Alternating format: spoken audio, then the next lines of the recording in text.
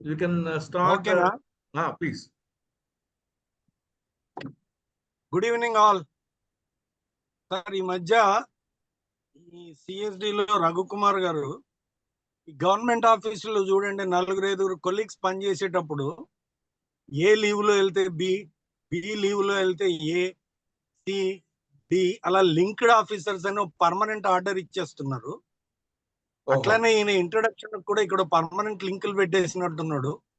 రఘు అయితే ప్రకాష్ రావు, రామ్ అయితే రఘు, దోనేపూడి గారు అయితే ముక్తేశ్వరరావు గారు, ఇట్లా ఓ పర్మనెంట్ లింక్డ్ ఆఫీసర్ స్ట్రక్చర్ ఇచ్చేసాడు. సో ఆ లింకుల్లో నేను ఒకడిని. So today evening I'm trying to introduce Raghu. అందరికీ తెలుసున్న వాడిని, అందరి వాడిని ఇంట్రడ్యూస్ చేయడం చాలా కష్టం సార్. ఎవరికి తెలియకపోతే హాయిగా ఇంట్రడ్యూస్ చేసేయచ్చు. సరే, ఈ రఘు కుమార్ గారు రాయలసీమలో నందికొట్కూరులో పుట్టినరు. అక్కడ 5-6 స్కూళ్లలో ఫాదర్ ట్రాన్స్ఫర్స్ వల్ల ఊళ్ళల్లో తిరిగి ఫైనల్ గా సిల్వర్ జూబిలీ కాలేజీలో సెటిల్ అయ్యాడు. అక్కడ బిఎస్సి కంప్లీట్ చేశాడు.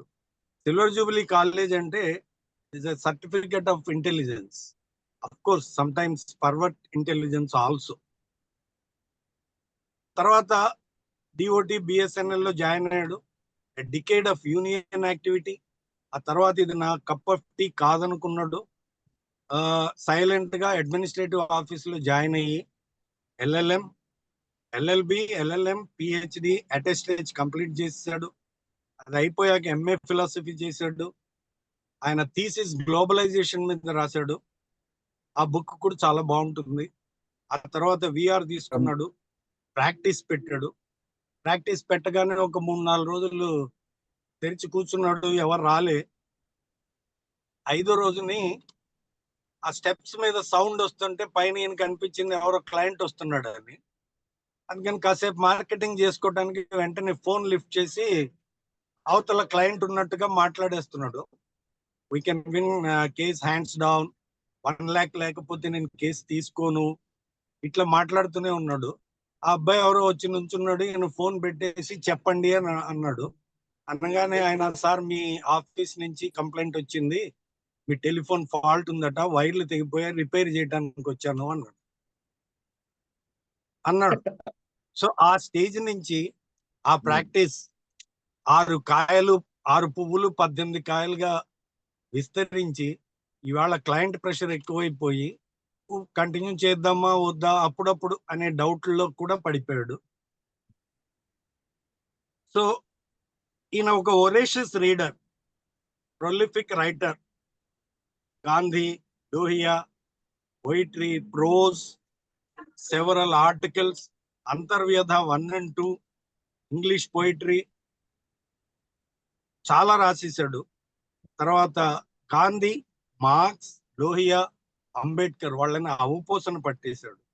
ఈయన చాలా ఇంటెన్స్ గా చదువుతాడు సార్, చాలా ఎమోటివ్ గా చదువుతాడు. చదివేటప్పుడు ఎక్కించేసుకుంటాడు. ఫస్ట్ లో లెఫ్ట్ సాహిత్యం ఎక్కువ చదివేవాడు. ఆ టైంలో ఎక్కించేసుకుని మాకు అందరికి బండి వెనక బండి కట్టే, తర్వాత జంబల్ మరి ఆ పాటలన్నీ డాన్స్ పాటలు అన్ని చూపించేవాడు. అలాగే గాంధీని చదివేటప్పుడు ఇంట్లో ఒక పెద్ద గాంధీ ఫోటో తీసుకొచ్చాడు, చాలా పెద్దది.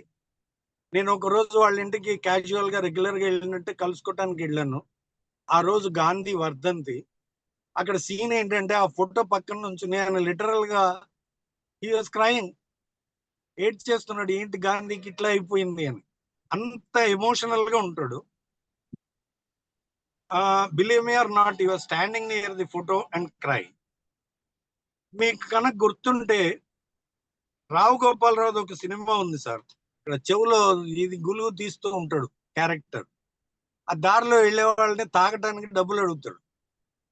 ఆ డబ్బులు ఇస్తారు ఎవడో ఒకడు. అవి తీసుకుని వెళ్ళి తాగొచ్చి ఆ డబ్బులు ఇచ్చిన వాడిని నానా బూతులు తిడుతూ ఉంటాడు రోడ్డు మీద. మల్లెపూ సినిమా. అలాగే ఈయన మార్క్స్ ను ఫుల్ గా చదివేశాడు, తిట్టేశాడు. లోహియాని చదివేశాడు, తిట్టేశాడు. గాంధీని చదివేశాడు కానీ ఇంకా తిట్టడం మొదలు పెట్టలేదు. Maybe shortly he will start. చోరీ చోరా ఇన్సిడెంట్ తీసుకొని ఎమోషన్ ని కిల్ చేసేసాడన్నో ఎక్కడో మొదలు పెట్టి స్లోగా స్టార్ట్ చేయొచ్చు. గ్లోబలైజేషన్ మీద థీసిస్ రాశాడు, గ్లోబలైజేషన్ తిట్టేశాడు. Okay, but in my observation, there is one book he has never been, he has been persistently fond of. He loves it, he is emotive about it, he venerates it. I think it is the only book he will never ever criticize in his life. It is our Indian constitution. He just loves it, and the concept of adult franchise also he is very fond of. Today he will vent his feelings about this topic. Raghu, listening to you is always a pleasure. ఆయన sir మీతో ఒక్కసారి మాట్లాడితే ఈ భాషతో 100 సార్లు మాట్లాడినట్టే, ఎందుకంటే నేను ఒక 100 సార్లు వినుంటాను already. I think it is enough for today. Come on, Raghu, enlighten all of us with your typical unique analysis on the topic of adult franchise in Indian Constitution. Thank you. Over to you. Thank you. Thank you, Prakash, on behalf of Raghu kumar garu and all others. Thank you. So, thanks to start అవుతుందా? Actual గా thanks to start అవుతుందా? You need our thanks. Why I thought of talking about this first general elections in India అనేది అసలు ఆ topic మాట్లాడాల్సిన అవసరం ఎందుకు వచ్చిందంటే, ఎగ్జాక్ట్ గా 1952లో ఇదే రోజున first ever general elections in India start అయినాయి ఇన్ ఇండిపెండెంట్ ఇండియా. అంటే ఇప్పటిదా అంతకు ముందు ఎలక్షన్స్ జరగలేదా అంటే జరిగినాయి. అవి జరిగినటువంటి పద్ధతి under government of India act 1935 ప్రకారం జరిగినాయి. కానీ మొట్టమొదటిసారిగా ఇండియన్ కాన్స్టిట్యూషన్ బేస్డ్ గా adult franchise, absolute secret ballot, ఈ రెండు ఎలిమెంట్స్ గా జాయిన్ అయినటువంటి మొట్టమొదటి ఎలక్షన్స్. అది కూడా adult franchise, universal adult franchise. అంటే అంతకుముందు గవర్నమెంట్ ఆఫ్ ఇండియా యాక్ట్ లో కూడా అడల్ట్ ఫ్రాంచైజ్ ఉంది, but it was a limited franchise. So దీనికి చాలా సిగ్నిఫికెన్స్ ఉంది. ఇండియన్ పాలిటీ అంటే మనము ఇండియన్ పాలిటీ గురించి ఆలోచించాలి, ఇండియన్ పాలిటీ గురించి డిస్కస్ చేయాలి అంటే we have to understand that ఈ ఫస్ట్ జనరల్ ఎలక్షన్స్ కి చాలా చాలా చాలా సిగ్నిఫికెన్స్ ఉంది. ఎందుకు సిగ్నిఫికెన్స్ ఉంది అంటే, అసలు ఆ 1952 అంటే 51 డిసెంబర్ నుంచి స్టార్ట్ అయిన ఎలక్షన్స్ డిసెంబర్ దాకా సాగుతాయి. చాలా లాంగ్ గా జరుగుతాయి ఎలక్షన్స్. ప్రపంచంలో ఉండేటువంటి ప్రధానమైనటువంటి కంట్రీస్, మోడర్న్ డెమోక్రసీస్ అన్ని కూడా వాళ్ళ యొక్క ప్రెస్ ని, వాళ్ళ యొక్క గవర్నమెంట్ రిప్రజెంటేటివ్స్ ని పంపిస్తాయి దీన్ని ఓవర్సీ చేయడానికి. దాదాపు it was something called as, అసలు ఇంత పెద్ద డెమోక్రసీ అంటే మొట్టమొదటిసారి ఎలక్షన్స్ లోనే దాదాపు 17 కోట్ల మంది ఓటు హక్కును వినియోగించుకునేటువంటి అవకాశం వచ్చింది. అందులో ఒక 61% మాత్రమే ఉపయోగించుకున్నారు అని అన్నా కానీ, నిజానికి ఆ 61% ఉపయోగించుకోవడం అనేది పెద్ద హిస్టారిక్ ఈవెంట్ అది. ఎందుకంటే చాలా డెవలప్డ్ డెమోక్రసీస్ లో పోల్ పర్సెంటేజ్ అనేది జనరల్ ఎలక్షన్స్ లో 45-50 దాటట్లేదు. ఇండియా ఏమో ది నాసెంట్ డెమోక్రసీ, అంటే దాదాపు 26 జనవరి 1915 మనము సావరీన్ కంట్రీ అయితే, అంతకుముందు 1947 15th ఆగస్ట్ నాటికి మనకు పొలిటికల్ ఇండిపెండెన్స్ వచ్చినప్పుడు it has been treated as a dominion status. And then we have declared our country as a sovereign country, sovereign democratic country on 26th January 1950. అంతకు ముందు 26th November 1949 within the Constituent Assembly we have adopted our constitution. ఇది దీని history. అందువల్ల ప్రపంచంలో దాదాపు అంటే అన్ని డెమోక్రసీని follow అయ్యేటువంటి అన్ని కంట్రీస్ చాలా ఇంట్రెస్టింగ్ గా చూసినాయి. ఆ కాంటెక్స్ట్ లో ఇది చాలా సిగ్నిఫికెంట్ అనేటువంటి ఉద్దేశంలో ఇవాళ నేను అసలు దాని బ్యాక్గ్రౌండ్, అసలు ఆ ఫస్ట్ జనరల్ ఎలక్షన్స్ కి లీడ్ అయినటువంటి బ్యాక్గ్రౌండ్ ని ఇంట్రడ్యూస్ చేస్తూ దాని సిగ్నిఫికెన్స్ని చెప్పడానికి ప్రయత్నం చేస్తుంది. ఎందుకంటే మోడర్న్ డెమోక్రసీస్లో ద పవర్ ఆఫ్ ఓటింగ్ అనేది చాలా సిగ్నిఫికెంట్. ఇది ఎప్పుడు ఏ ఏ దేశాల్లో అయితే ఈ సీక్రెట్ బ్యాలెట్ కానీ అలాగే అడల్ట్ యూనివర్సల్ అడల్ట్ ఫ్రాంచైజ్ కానీ ఇంట్రడ్యూస్ చేయబడ్డాయో ఆయా దేశాలలో ఈ ఆర్మ్డ్ రెవల్యూషనరీ ప్రాక్టీసెస్ అనేవి బాగా వెనక్కి పడిపోయాయి. ఎందుకంటే when people have a choice to elect their own representatives, there is a possibility that the necessity of armed revolution may not be that much necessary. అంటే మరీ స్టేట్ అప్రెసివ్ గా అవుతే ఏం జరుగుతుంది అనేది ఒక ఆస్పెక్ట్. అప్రెసివ్ గా జరగడానికి ముందు మీ రిప్రజెంటేటివ్స్ మీరు సెలెక్ట్ చేసుకుంటారు అనేటువంటి కాన్సెప్ట్ ఒకటి ఉంటుంది. సో ఇది ఆ రకంగా the 25th October 1952 on which date the elections have started and ended in February, ఆ 4 months పీరియడ్ అనేది చాలా significant as for as the Indian democracy, Indian polity is concerned. So with this background we have to examine this area. మీకు నేను power point presentation చేస్తున్నాను, మీకు కనబడుతోంది అండి screen లో? మీకు స్క్రీన్ లో నా పవర్ పాయింట్ ప్రెజెంటేషన్ కనబడుతోందా అండి? Yes, sir. కనిపిస్తుంది. Thank you. సో అసలు దిస్ కాన్సెప్ట్ అంటే మిమ్మల్ని గవర్న్ చేసే వాళ్ళని మీరు ఎన్నుకోవడం అనేటువంటిది చాలా exciting concept as for as India is concern. ఎందుకంటే ఇండియాలో డెమోక్రసీ లేదా ఇండియాలో పీపుల్ ఎలక్ట్ చేసుకున్నటువంటి గవర్నమెంట్స్ గతంలో ఎప్పుడూ లేవా అంటే ఉన్నాయి.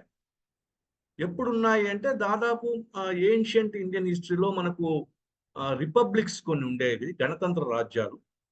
ఆ టైంలో ఒక టైప్ ఆఫ్ డెమోక్రసీని చూసాము. అలాగే సమ్వేర్ ఇన్ సదరన్ ఇండియాలో 9th, 10th, 11th centuries దాకా కూడా కొన్ని కమిటీస్కి అంటే కొన్ని ఏరియాస్కి కొన్ని యాక్టివిటీస్కి ఎలక్షన్స్ కండక్ట్ చేసుకోవడం అనేది ఉంది అనేటువంటి ఎవిడెన్స్ తంజావూరు ప్రాంతంలో ఉండేటువంటి కొన్ని రాక్ ఎడిక్ట్స్ మనకు చెప్తున్నాయి. అయితే మోడర్న్ డెమోక్రసీలో మనము ఎఫెక్టివ్ గా ఎంటర్ అవ్వడం ఎప్పుడు జరిగింది అంటే మోడర్న్ వరల్డ్ తో మనం ఎఫెక్టివ్ గా కాంటాక్ట్ లోకి రావడం అనేది ఈ బ్రిటిష్ టైంలో జరిగితే, బ్రిటిష్ లో రిప్రజెంటేటివ్ ఎలక్షన్స్ ఉన్నా కానీ British government did not allow to have our own representation with in British India. ఇది దాదాపు ఇది కండిషన్. కాబట్టి ఈ electing your own representative, he is not a leader. It's a great idea for first of all for Indians. Then another great idea is through secret ballot. ఈ secret ballot కు కూడా ఒక lengthy history ఉంది. It is not that secret ballot has come suddenly. మళ్ళీ secret ballot కి సంబంధించినది కూడా ఇండియాలో హిస్టరీ ఉందా అంటే మళ్ళీ అగైన్ ఈ తంజావూర్ ఎడిక్ట్స్ వాటిల్లో మార్కెట్ యార్డ్ కమిటీస్ లో సీక్రెట్ బ్యాలెట్ ద్వారా ఎలక్షన్స్ జరిగినట్టుగా a lot of evidence is available. అది కూడా నేను మీకు ఎక్కడ ప్రస్తావన వచ్చిందో మీకు నేను చెప్తాను. తరువాత ఎవరు ఎన్నుకుంటారు రిప్రజెంటేటివ్స్ ని అంటే పీపుల్. ఆ పీపుల్లో ఒక పర్టికులర్ ఏజ్ వచ్చిన వాళ్ళందరూ కూడా, అంటే ఇది కూడా ఈ 1950లో జరిగిన ఎలక్షన్స్ ప్రత్యేకత ఏంటంటే అంతకు ముందు దాకా జరిగినటువంటి 1935 గవర్నమెంట్ ఆఫ్ ఇండియా యాక్ట్ ద్వారా జరిగిన ఎలక్షన్స్, అంటే 1946 దాకా జరిగిన ఎలక్షన్స్ కూడా 1946లో మనకు 2 types ఆఫ్ ఎలక్షన్స్ జరుగుతాయి. అప్పటిదాకా కూడా మనకు అడల్ట్ ఫ్రాంచైజ్ అనేది లిమిటెడ్ ఫ్రాంచైజ్, అంటే అందరికీ ఓటు హక్కు లేదు. మొత్తం ప్రజలలో 1935 యాక్ట్ రావడానికి ముందు 3% of the people were eligible, 3% of the adult people were eligible for voting. 1919 act ప్రకారం 1935 యాక్ట్ లో ఇంకొంత రిలాక్స్ చేయడం వల్ల around 19% of the people have come in to the fold of choosing their representatives. అయితే ఈ 1935 act మళ్ళీ 1946లో election జరిగే నాటికి that percentage of participation of the people has increase up to 29.5. అంటే మీకు ఇప్పుడు చాలా మంది ఒక విమర్శ చేస్తూ ఉంటారు ఏంటంటే కాన్స్టిట్యూటెడ్ అసెంబ్లీలో ఉండేటువంటి members they are not elected by the 100% adult franchise కాబట్టి how can we say that they are the proper representatives? అయితే అది ఒక పెద్ద సబ్జెక్టు. దాని గురించి చెప్పాలంటే ఒక సింగిల్ సెంటెన్స్ లో చెప్పాలి అంటే అసలు ప్రపంచవ్యాప్తంగా 30% ఆఫ్ ద పీపుల్ ఎలక్ట్ చేసుకున్నటువంటి రిప్రజెంటేటివ్స్ ద్వారా కాన్స్టిట్యూషన్ తయారైన సంఘటన కూడా అప్పటిదాకా లేదు. ఇండియన్ కాన్స్టిట్యూషన్ యొక్క ఒక ఎక్స్ప్లోడింగ్ ఫ్యాక్టర్ ఏమిటి అంటే that is the first ever constitution in the whole world. At least 30% of people have elected their members to be the members of the constitution. మిగతా అన్ని దేశాల్లో అంటే ఫర్ ఎగ్జాంపుల్ అమెరికా, ఇంగ్లాండ్, ఆ తర్వాత ఇంగ్లాండ్ అయితే return constitution లేదు. American constitution కి assembly members గా ఎలక్ట్ అయిన వాళ్ళంతా కూడా స్టేట్ పంపించిన వాళ్ళు, రికమెండ్ చేసి పంపించిన వాళ్ళే కానీ వాళ్ళేమి ఎలక్టెడ్ మెంబర్స్ కాదు. అలాగే ఫ్రాన్స్ లో కూడా 100% ఎలక్షన్ తో జరగలేదు. ఎందుకంటే ఫ్రాన్స్ లో కూడా అడల్ట్ ఫ్రాంచైజ్ చాలా కాలం పాటు లేదు.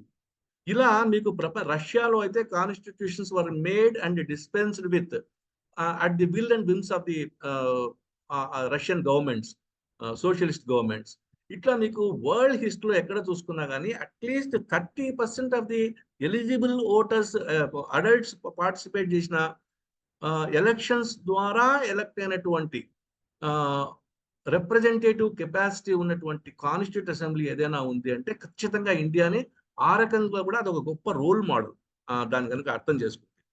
సో ఇన్ని వండర్ఫుల్ ఏరియాస్ ఇందులో ఉన్నాయి అనేటువంటిది నేను మీకు చెప్తున్నాను. ఇప్పుడు మనకి ఎలక్షన్ అనేది గుర్తొచ్చేది ఏమిటి అంటే మన వేలి మీద వేసేటువంటి ఒక ఇంకు చుక్క. చాలా అంటే ఇది ఇండెలిబుల్ ఇంక్ అంటారు, నేను ఇండెలిబుల్ మార్క్ అంటున్నాను. అంటే ఇది ఒక ఏమంటే చాలా ఈ మధ్య కాలంలో మనకు ఎక్కడైనా ఫేస్బుక్లో, సోషల్ మీడియాలో చూస్తే ఎలక్షన్స్ అయిన వెంటనే ఆ ఇంకును చూపిస్తూ, వేలును చూపిస్తూ తమ ఫోటోలు నేను కూడా ఓటు వేశాను అని చెప్పుకునేటువంటి వాళ్ళ సంఖ్య బాగా పెరుగుతోంది ఈ మధ్య. అంటే ఇదొక అన్ యాక్ట్ ఆఫ్ ప్రైడ్ అనేటువంటి మాటని స్లోగా పీపుల్ రికగ్నైజ్ చేయడం మొదలుపెట్టారు. It is an indelible mark. Then ఇంకా అడ్వాన్స్డ్ టెక్నాలజీస్ తో మనకి ఇవాళ we have even EVMs, electronic voting machines. So ఎంత అడ్వాన్స్ అయ్యామంటే బ్యాలెట్ పేపర్లో మార్క్ వేసి, సింబల్స్ వేసి, గుర్తుపట్టి వేసిన ఇక్కడ నుంచి మనం we have advanced. In fact EVMs advancement కూడా దీని మీద క్రిటిసిజం చాలా ఉంది. ఎందుకంటే అడ్వాన్స్డ్ నేషన్స్ లైక్ అమెరికా లాంటి వాటిల్లోనే ఇంకా ఈవీఎంస్ లేవు, వాళ్ళు బ్యాలెట్ పేపర్ని ఎక్కువగా డిపెండ్ అవుతున్నారు అనేటువంటి ఒక మాట ఉంది ఒకటి. కానీ ఆ రకంగా చూసుకున్నా సరే Indian advancement in using electronic EVMs అనేది it's a great advancement in terms of electioneering అనేటువంటి ఒక ఆస్పెక్ట్. సో ఇప్పుడు adult franchise and secret ballot ఇది ఏంటంటే ఇవాళ మనం ఇదేదో చాలా కామన్, ఇలా కాకుండా ఇంకా ఎలా జరుగుతాయి ఎలక్షన్స్ అనేటువంటి ఒక కాన్సెప్చువల్ అండర్స్టాండింగ్ లో ఉంటాం మనం. అంటే వేరే ఇంకేం పద్ధతి ఉంది adult franchise and secret ballot కాకుండా. కానీ ఒక 100 ఏళ్ల కిందకి వెళ్తే, ఇప్పుడు 1924 కనుక మనం వెనక్కి వెళితే there was no adult franchise and there was no possibility of secret ballot. ఇది మన కండిషన్. అంటే సో మనం ఇవాళ మనం అత్యంత కామన్ గా అనుకునేటువంటి ఫీలింగ్ మనకు 1950s లో స్టార్ట్ అయినటువంటి ఒక ట్రెండ్ అది. And then 1935 government of India act దాకా అడల్ట్ ఫ్రాంచైజ్ అనేది ఎక్కడా ప్రామినెన్స్ లో లేనటువంటి ఒక ఆస్పెక్ట్. నెక్స్ట్ ఇక్కడ నేను ఒక famous statement of Winston Churchill ని కోట్ చేస్తున్నాను మీకు. నేను విన్స్టన్ చర్చిల్ నిజంగా ఇది చర్చిల్ అన్నాడా లేదా అనేది పెద్ద డౌట్ చాలా మందికి. ఎందుకంటే అది ఎక్కడన్నాడో, ఏమన్నాడో ఎక్కడా రెఫరెన్స్ దొరకట్లేదు ఎవరికి ఇప్పటిదాకా కూడా. చర్చిల్ మీద బాగా రీసెర్చ్ చేసిన వాళ్ళు కూడా నేను అన్ని పుస్తకాలు చదివాను, చర్చిల్ ఈ మాట ఎక్కడన్నాడో మాకు తెలియట్లేదు అంటున్నారు. బట్ స్టిల్ ఇది చర్చిల్ పేరుతో చాలా ఫేమస్ గా కోట్ చేయబడేటువంటి ఒక మాట ఏమిటంటే, if independence is granted to India, power will go to the hands of rascals, rogues, freebooters. All Indian leaders will be of low caliber and men of straw. They will have sweet tongues and silly hearts. They will fight among themselves for power, and India will be lost in political squabbles. A day would come when even air and water would be taxed. ఇది ఈ మాట చాలా మంది Indian డెమోక్రసీని తిట్టడానికి కానీ చూశారా, అప్పుడెప్పుడో Winston Churchill చెప్పిన మాట నిజమైంది అనేటువంటి మాట అనాలి కానీ ఫ్రీక్వెంట్ గా యూజ్ చేస్తూ ఉంటారు. అంటే ఇది అంటే ఇలా అన్నాడా అనేది పక్కన పెడితే ఇప్పుడు మనం ఆలోచించవలసిందంటే is it true, have we given away our right to rascals, rogues, freebooters etcetera అనేటువంటిది ఒక పెద్ద అంటే కామన్ మ్యాన్ మొదలుకొని సీరియస్ గా థింక్ చేసే వాళ్ళ మైండ్ లో మెదిలేటువంటి ఒక ప్రశ్న. ఇప్పుడు 2024లో జనరల్ ఎలక్షన్స్ జరిగినాయి. ప్రపంచవ్యాప్తంగా ఒక పెద్ద వరల్డ్ రికార్డ్. ఎందుకంటే 44.2 కోట్ల మంది ఓటు హక్కును వినియోగించుకునేటువంటి అవకాశం మొదటిసారిగా వచ్చింది అని. అంటే ఇంత పెద్ద హ్యూజ్ క్వాంటిటీలో 64.2 కోట్ల మంది జనాలు తమ ఓటు హక్కును వినియోగించుకోవడం అనేటువంటిది చరిత్రలో ఒక పెద్ద ఆశ్చర్యకరమైన విషయము. దాదాపు Indian national and international press కూడా దీన్ని చాలా ఆసక్తిగా చూసింది. కాబట్టి ఇది one of the greatest what's called achievement in terms of democratisation of the country. ఇది ఒక్కటే సరిపోతుందా? ఓటింగ్ స్ట్రెంగ్త్ పెరగడం అనేది, నంబర్ ఆఫ్ ఓటర్స్ పెరగడం అనేది, number of persons having vote and voting at the time of elections, ఇది పెరగడం అనేది సిగ్నిఫికెంట్ గా ఆ దేశపు యొక్క డెమోక్రటిక్ కంటెంట్ ని పెంచినట్టు అవుతుందా కాదా అనేది మళ్ళీ ఇంకొక ప్రశ్న. బట్ ఒక ఫ్యాక్ట్ ఏమిటి అంటే 1952లో 17 కోట్ల మంది ఓటు హక్కును వినియోగించుకునేటువంటి అవకాశం ఉంటే 2024 వచ్చేప్పటికి 64.2 కోట్ల మంది ఓటు హక్కును వినియోగించుకునే అవకాశం ఉంది అని ఆ రోజున మనకు chief election commissioner Rajeev Kumar గారు చెప్పినటువంటి స్టేట్. ఇక మనం కొన్ని విషయాల్ని మాట్లాడుకుందాం. రిప్రజెంటేటివ్ గవర్నమెంట్ అంటే ఇప్పుడు మన ముక్తేశ్వరరావు గారు కూడా ఇంతకుముందు మాట్లాడుతూ అసలు ఈ రిప్రజెంటేటివ్ గవర్నమెంట్స్ అనేటువంటి కాన్సెప్ట్ లో ఇప్పుడున్నటువంటి representation, the method of representation అంటే ఒకసారి ఎలక్షన్లు జరగడం, వాళ్ళు దాదాపు 5 ఏళ్ల దాకా మనకు రిప్రజెంటేటివ్స్ గా ఉండడం అంటే అన్లెస్ అనదర్ ఈవెంచువాలిటీ అకర్స్. వీళ్ళు ఒకసారి ఎలక్ట్ అయిన తర్వాత అసలు are they reflecting the people's mind, లేదా ఒక పర్టికులర్ ఇష్యూ వచ్చినప్పుడు రెఫరెండం లాంటిది తీసుకోవడం జరుగుతుందా? రెండవది, ఒక్కొక్కసారి మనం ఎలక్ట్ చేసుకున్నటువంటి మెంబర్ కనుక he is not representing the people's ideas అన్నప్పుడు కానీ, లేదా his behaviour is not up to the mark అన్నప్పుడు కానీ, is there any possibility of recalling the person whom we have elected. ఇటువంటి కాన్సెప్ట్స్ అన్ని చాలా బలంగా ఇవాళ సామాజిక కార్యకర్తలు, people who are concerned with democracy are repeatedly raising the questions. So this is people electing their own representatives to govern the state on behalf of them for a particular period అనేది representative form of government యొక్క ఒక brief structure. అలాగే ఒక famous decision of Lincoln ఎప్పుడు ఉంటుంది మనకు తెలిసింది, అది by the people, of the people and for the people. How can this be done more effective అనేది కూడా ఒక క్వశ్చన్. అంటే ఇప్పుడు దాకా ఉన్న సిస్టమ్ ఇది ఇలా ఉంది, ఇంతకంటే బెటర్ గా ఎప్పుడు చేయగలం, ఎలా చేయగలం దీన్ని అనే క్వశ్చన్ ఉంది. అలాగే యూనివర్సల్ అడల్ట్ ఫ్రాంచైజ్ అంటే అడల్ట్ ఫ్రాంచైజ్ అనే దానికే ఒక పెద్ద హిస్టరీ ఉంది. అది ఒక్కసారిగా ఏ దేశంలో రాలేదు. Adult franchise was always controlled and it was slowly released over a period of some 200 to 300 years of history in Europe లో మెల్లమెల్లగా యూనివర్సల్ అడల్ట్ ఫ్రాంచైజ్ అనేటువంటి మాట ఎప్పుడు మధుసూదన్ గారు మీరు షేర్ చేసుకుందరు at the end of the session. ఈ అంటే యూనివర్సల్ అడల్ట్ ఫ్రాంచైజ్ కూడా ఒక హిస్టరీ ఉంది. అది అంతా సడన్ గా ప్రపంచమంతటా ఒక్కసారి రాలేదు. అసలు యూరోప్ లో అది వచ్చినటువంటి తీరు చూస్తే దాని వెనకాల అపారమైన స్ట్రగుల్స్ ఉన్నాయి. But whether fortunate or unfortunate మనం చెప్పలేం, కానీ మనం మాత్రం 26 జనవరి 1950 నాడు వర్చువల్ గా we have open up the entire gates and we have given absolute universal adult franchise to all the eligible persons, all the eligible adults, and we have fixed an age, and according to that age irrespective of education, irrespective of the position in the society, irrespective of the gender, caste, class, caste, religion, ఏ సంబంధం లేకుండా 100% what's called as adult franchise ని ఒక్కసారిగానే మనం release చేసాం. అంతకుముందు చాలాసార్లు demand చేశాము during the British period. But when we have become the sovereign state, we have done it with a single stroke. That is one thing which we have to keep mind. అట్లాగే secret ballot అనే దానికి కూడా ఒక history ఉంది. అది కూడా different countries లో different methods లో ఎదుగుతూ వస్తుంది. ఇప్పుడు now what we are following all over the world mostly is called as Australian secret ballot. దీన్ని ఆస్ట్రేలియన్ సీక్రెట్ బ్యాలెట్ అనేటువంటి మాటని దీనికి ఉపయోగిస్తారు. ఇప్పుడు నౌ ఒకసారి కాన్స్టిట్యూంట్ అసెంబ్లీలో చాలా ఇంట్రెస్టింగ్ డిస్కషన్ జరిగింది. ఏమిటి అంటే, అప్పటి దాదాపు కాన్స్టిట్యూషన్ యొక్క draft almost అయిపోవచ్చింది.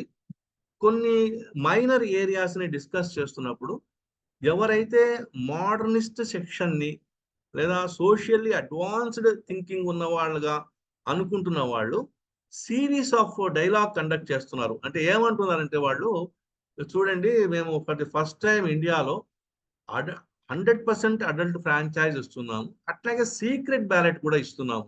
And this is the thing which has never been under the idea of India అనేటువంటి ఒక మాట అన్నప్పుడు, ఒక పెద్ద ఆయన, అంటే ఒక 76 ఏళ్ల పెద్ద ఆయన, ఒక ఆయన దాన్ని ఛాలెంజ్ చేస్తాడు. ఎవరు ఆయన అంటే టంగుటూరి ప్రకాశం పంతులు గారు.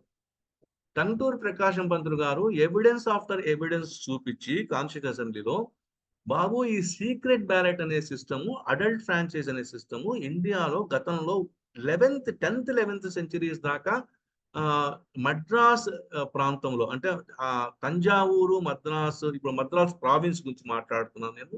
ఈ మా మద్రాస్ ప్రావిన్స్ లో ఎప్పటి నుంచో ఉంది, దానికి సంబంధించిన రాక్ అడిక్ట్స్ ఉన్నాయి, దాంట్లో ఉండి ఇన్ఫర్మేషన్ ఇది అనేటువంటి ఒక డిఫెన్స్ ఇస్తాడు ఆయన ఫర్ ది ఫస్ట్ టైం. అది ఆయన అసలు టంగుటూరి ప్రకాశం పంతులు గారు కాన్స్టిట్యూట్ అసెంబ్లీలో ఇంటర్వ్యూన్ అయినది 2 విషయాల మీద. ఒకటి ఏంటంటే విలేజ్ రిపబ్లిక్స్ అనే టాపిక్ వచ్చినప్పుడు, రెండోది గవర్నమెంట్ యొక్క డిస్క్రిషనరీ పవర్స్ వచ్చినప్పుడు. అన్ఫార్చునేట్లీ ఈ 2 కూడా అంత సీరియస్ గా డిస్కషన్ లోకి ఎవరు తీసుకోలేదు. అది that is one of the areas which we have to discuss later. Then ఈ యూనివర్సల్ అడల్ట్ ఫ్రాంచైజ్ అనే కాన్సెప్ట్, అంటే చాలా 2 రకాల కాన్సెప్ట్స్ ఉంటాయి. లిమిటెడ్ అండ్ కంట్రోల్డ్ ఫ్రాంచైజ్ ఒకటి, యూనివర్సల్ అడల్ట్ ఫ్రాంచైజ్ ఒకటి. అంటే యూరోప్ లో దాదాపు 19th సెంచరీ బిగినింగ్ నుంచి చాలా స్ట్రగుల్స్ నడిచినాయి ఈ యూనివర్సల్ అడల్ట్ ఫ్రాంచైజ్ కోసం. అంటే దాదాపు ఎంటైర్ యూరోప్ లో జరిగినాయి. ఇక్కడ మేము ఒక ఫోటో చూపిస్తున్నాను మీకు నేను. అదేమిటంటే ఒక బెర్ముడా పోలీస్ సెర్జెంట్ వాళ్ళు గ్లాడీ మోరెల్ అని ఆవిడ స్త్రీల ఓటు హక్కు కోసం స్ట్రగుల్ చేస్తున్న ఒక వ్యక్తి. ఆవిడ్ని అరెస్ట్ చేస్తున్న తీరు, అంటే ఆవిడ కూర్చున్న టేబుల్ని, బ్యాలెట్ పెట్టుకొని కూర్చున్న టేబుల్ని వాళ్ళు సీజ్ చేసేస్తారు. That is the photo. అంటే యూరోప్ లో చాలా దేశాలలో అడల్ట్ ఫ్రాంచైజ్ అనేది, అంటే యూనివర్సల్ అడల్ట్ ఫ్రాంచైజ్ అనేది చాలా లేట్ గా వచ్చింది. ఆ రకంగా చూసుకుంటే Indian democracy, we can say that it is at least, if not absolutely on par with the European advanced countries, it is almost nearer to them. So ఈ idea of adult franchise అనేది 19th సెంచరీలో ప్రారంభమైతే, మీకు ఇక్కడ నేను ఒక table ఇస్తున్నాను. ఇందులో ఏ countries లో అడల్ట్ ఫ్రాంచైజ్ అనేది, యూనివర్సల్ అడల్ట్ ఫ్రాంచైజ్ అనేది ఇంప్లిమెంట్ అయ్యింది అంటే, మొదటగా యూరోపియన్ కంట్రీస్ లో బాగా మొట్టమొదటిసారిగా ఈ అడల్ట్ ఫ్రాంచైజ్ అనేటువంటిది ఇంప్లిమెంట్ అయిన కంట్రీ న్యూజిలాండ్. తర్వాత జర్మనీ సమ్వేర్ ఇన్ 1919కి, ఫ్రాన్స్ 1945కి, ఇండియా 1950కి, మలేషియా 1955కి, సౌత్ ఆఫ్రికా 1994కి, యుఎస్ఏలో 1965కి యూనివర్సల్ అడల్ట్ ఫ్రాంచైజ్ అనేది ఇంప్లిమెంట్ అయింది. ఇంగ్లాండ్ లో ఉమెన్ కి అడల్ట్ ఫ్రాంచైజ్ ఇవ్వడం ద్వారా 1928లో వాళ్ళకి యూనివర్సల్ అడల్ట్ ఫ్రాంచైజ్ వచ్చింది. బట్ ఆ తర్వాత కూడా చాలా సమస్యలు ఉన్నాయి. 1944 నాటికే ఇంగ్లాండ్ లో absolute understanding of universal franchise వచ్చింది. అలాగే జపాన్లో 1945కి వచ్చింది. ఈ రకంగా చూసుకుంటే we can always be proud that India has come forward towards the idea of adult franchise almost on par with the advanced nations. Then the other thing is, this is secret ballot. ఇప్పుడు ఈ secret ballot అనే దాన్ని ముందు కూడా నేను చెప్పాను. This is what is called as Australian ballot అంటారు దీన్ని.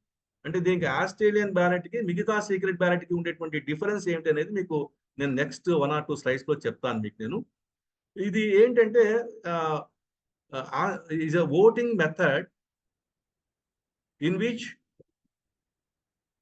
voters' identity and his preference is not openly revealed.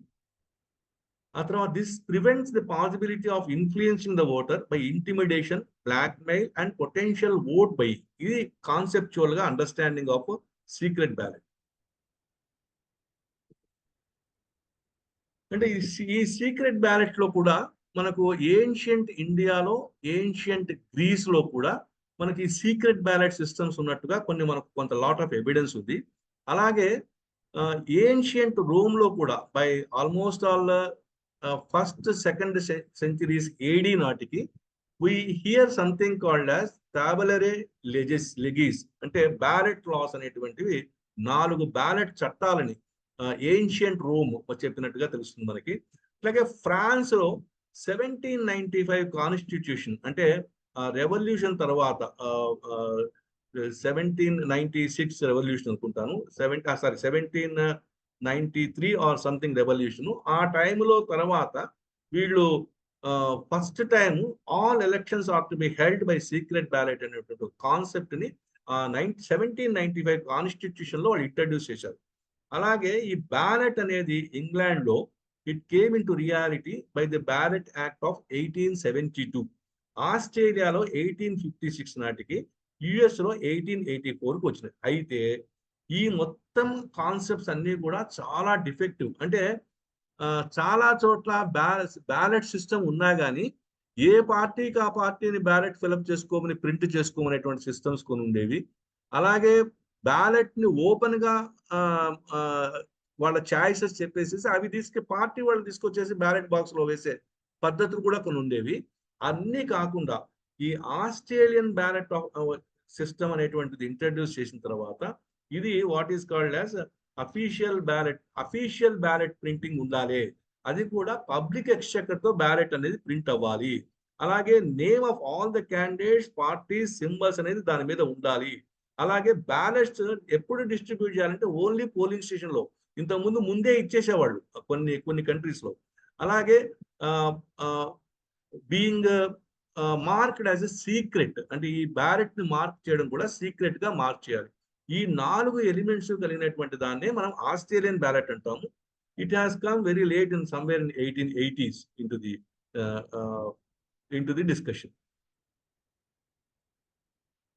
ఇక మనకు రిప్రజెంటేటివ్ గవర్నమెంట్స్ అనేది బ్రిటిష్ ఇండియాలో మనకి ఒకటి, Britain has assumed full powers on India after 1857 mutiny. తర్వాత ఇండియన్ నేషనల్ కాంగ్రెస్ 1885 లో ఫామ్ అయిన తర్వాత they started demanding or making representations for a highest share in the administration. అలాగే ఇండియన్ కౌన్సిల్స్ యాక్ట్ 1919, అంటే దీన్నే మనము మోర్లీ మింటోస్ రిఫార్మ్స్ అని కూడా అంటూ ఉంటాం హిస్టరీ బుక్స్ లో. ఈ యాక్ట్ ద్వారా కొంత ఇంక్రీజ్డ్ రిప్రజెంటేషన్ వచ్చింది.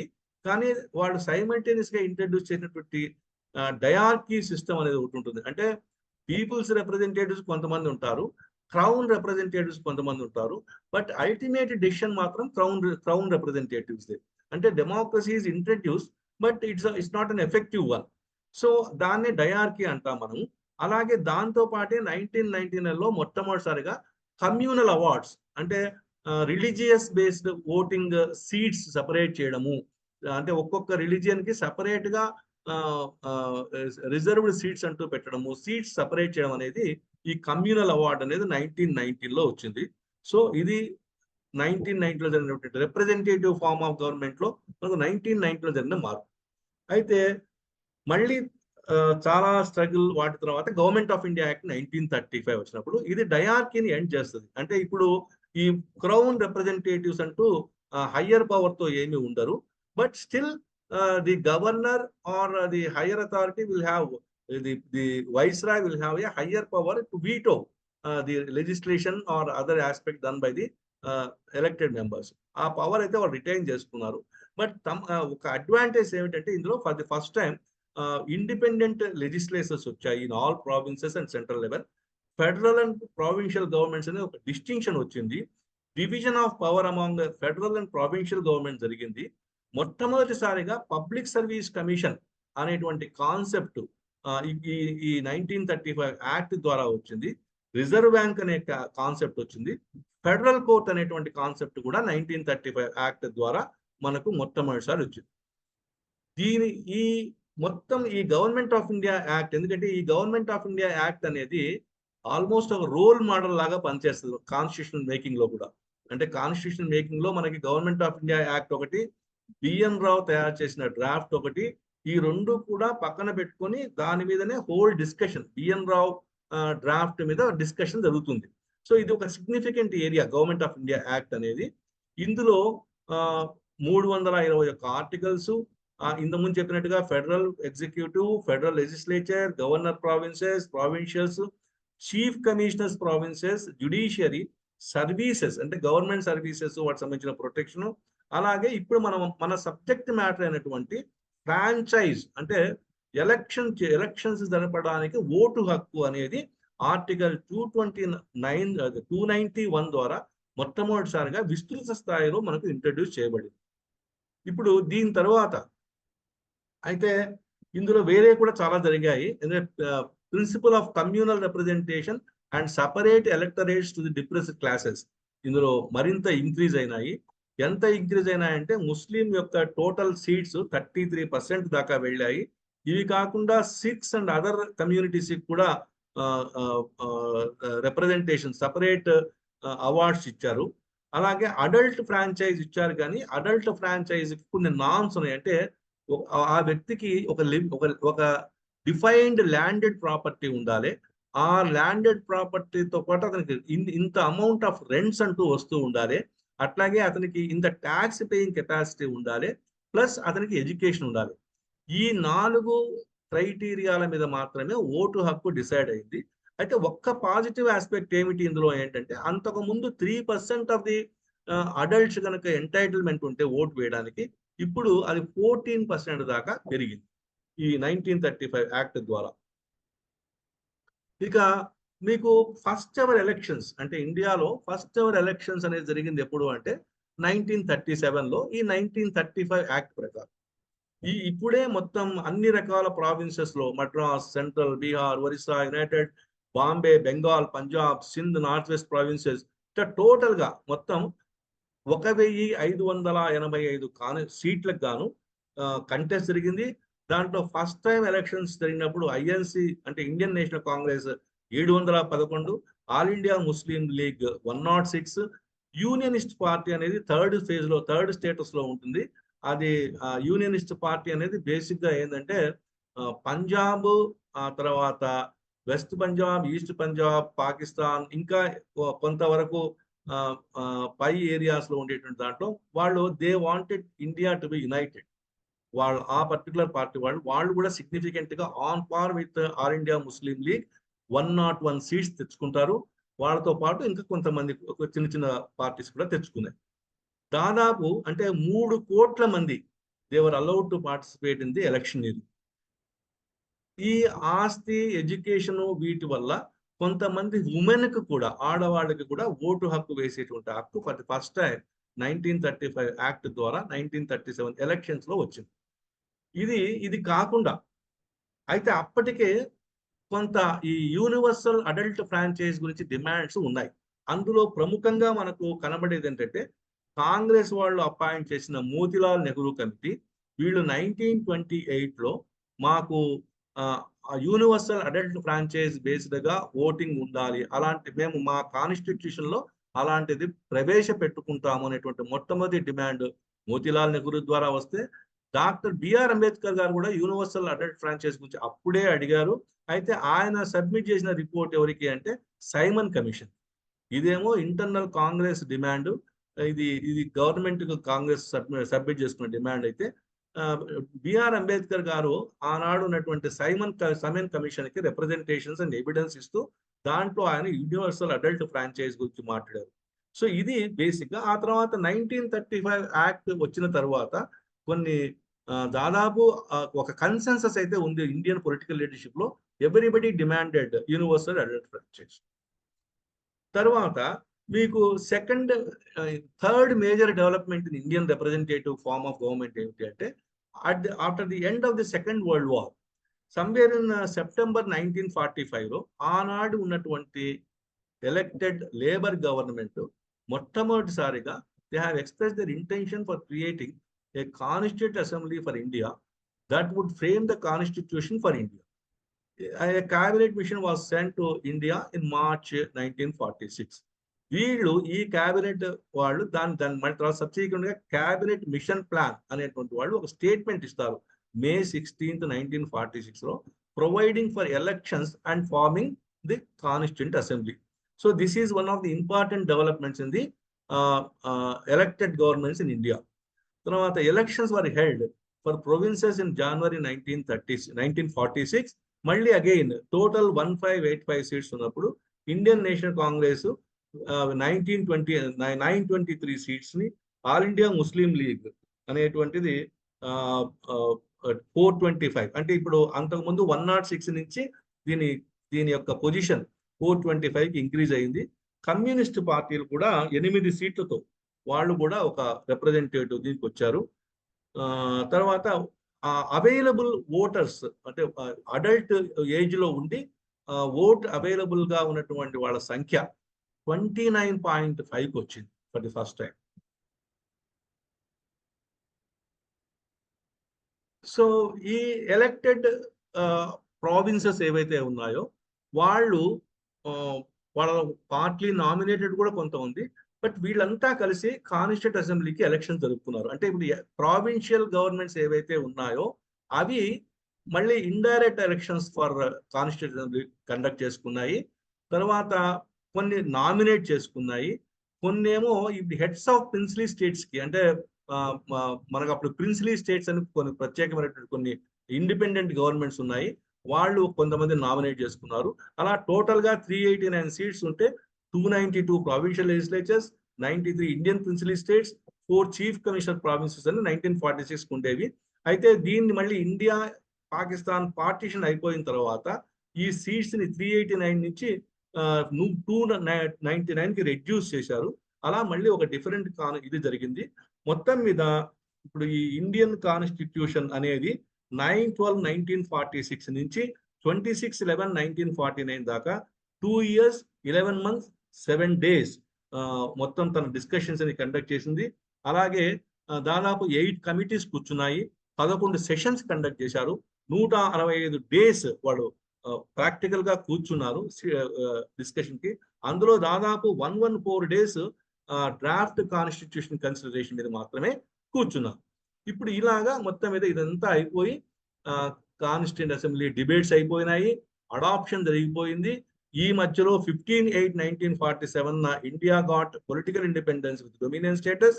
On 26/1/1950 we the people of India having resolved to constitute India into a sovereign democratic republic. మనకి మనము ఇది ఇండియాని ఇది ఒక సావరిన్ సర్వసత్తాక ప్రజాస్వామ్య గణతంత్రంగా మనం డిక్లేర్ చేసుకున్నాం. ఎప్పుడు 26 January 1950. ఈ మధ్యలో ఏం జరిగిందంటే government of India has created election commission of India. ఇది 1949లో జరిగింది, అంటే ఇంకా కాన్స్టిట్యూషన్ అడాప్షన్ కావడానికి ముందే. అలాగే మార్చ్ 1950లో ఫస్ట్ చీఫ్ ఎలక్షన్ కమిషనర్ గా శ్రీ సుకుమార్ సేన్ వాజ్ అపాయింట్ చేయబడ్డాడు. అలాగే 1950లో representation of the people's act అని ఇంట్రడ్యూస్ చేశారు. మళ్ళీ ఇదే యాక్ట్ ని కొద్దిగా ఇంకా కొంత ఫర్దర్ గా అమెండ్ చేస్తూ 1951లో ఒక యాక్ట్ వచ్చింది. ఇప్పుడు మనకు 1952 ఎలక్షన్స్ కి రంగం సిద్ధం అవుతోంది. ఇది జరిగినటువంటి బ్యాక్గ్రౌండ్. ఇప్పుడు ఫస్ట్ జనరల్ ఎలక్షన్స్ అనేవి ఇండియాలో 25th October 1951 నుంచి 21 February 1952, అంటే ఆల్మోస్ట్ 4 months జరిగినాయి. తర్వాత 499 members లో 489 members were chosen to the Lok Sabha by direct elections. కొన్ని నామినేటెడ్ పోస్టులుగా ఉన్నాయి. Elections to most of the state legislations కూడా సైమల్టేనియస్ గా జరిగినాయి. అంటే మనం ఏమంటామంటే జెమిలీ ఎలక్షన్స్ అని ఈ మధ్య ఒక కాన్సెప్ట్ వస్తుంది మనకి. అంటే స్టేట్ కు సెంటర్ కు ఒకేసారి ఎలక్షన్ జరిగితే అప్పుడు ఆ డెమోక్రసీ అనేది స్ట్రెంగ్థన్ అవుతుంది.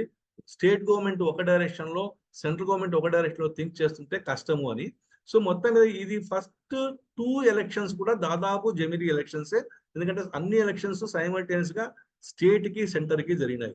అలాగే ఆనాడు రిజిస్టర్డ్ ఓటర్స్ అంటే 1952లో ఎలక్షన్ జరిగే నాటికి 17,32,12,343.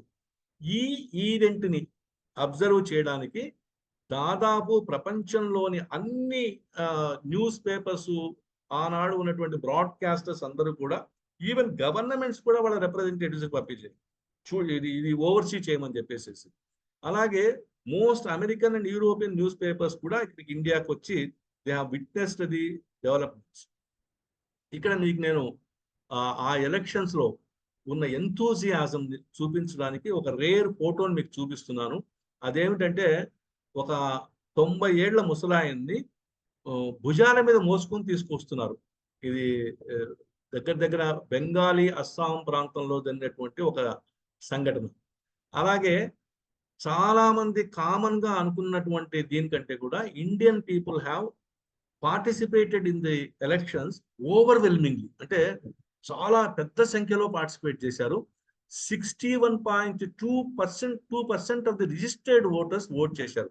నిజానికి సెకండ్ జనరల్ ఎలక్షన్స్ లో కూడా ఇది ఇంకో 1% పెరిగింది. అంటే 62% దాకా వెళ్ళింది. I'm restricting my self only to the first general elections. అలాగే ఇవి ఆనాడు మనం యూజ్ చేసినటువంటి ఎలక్షన్ బాక్సెస్, అంటే ఓటింగ్ బాక్సెస్. ఇది మోడల్ కోసం మీకు చూపిస్తున్నాను. ఇది ఫోటో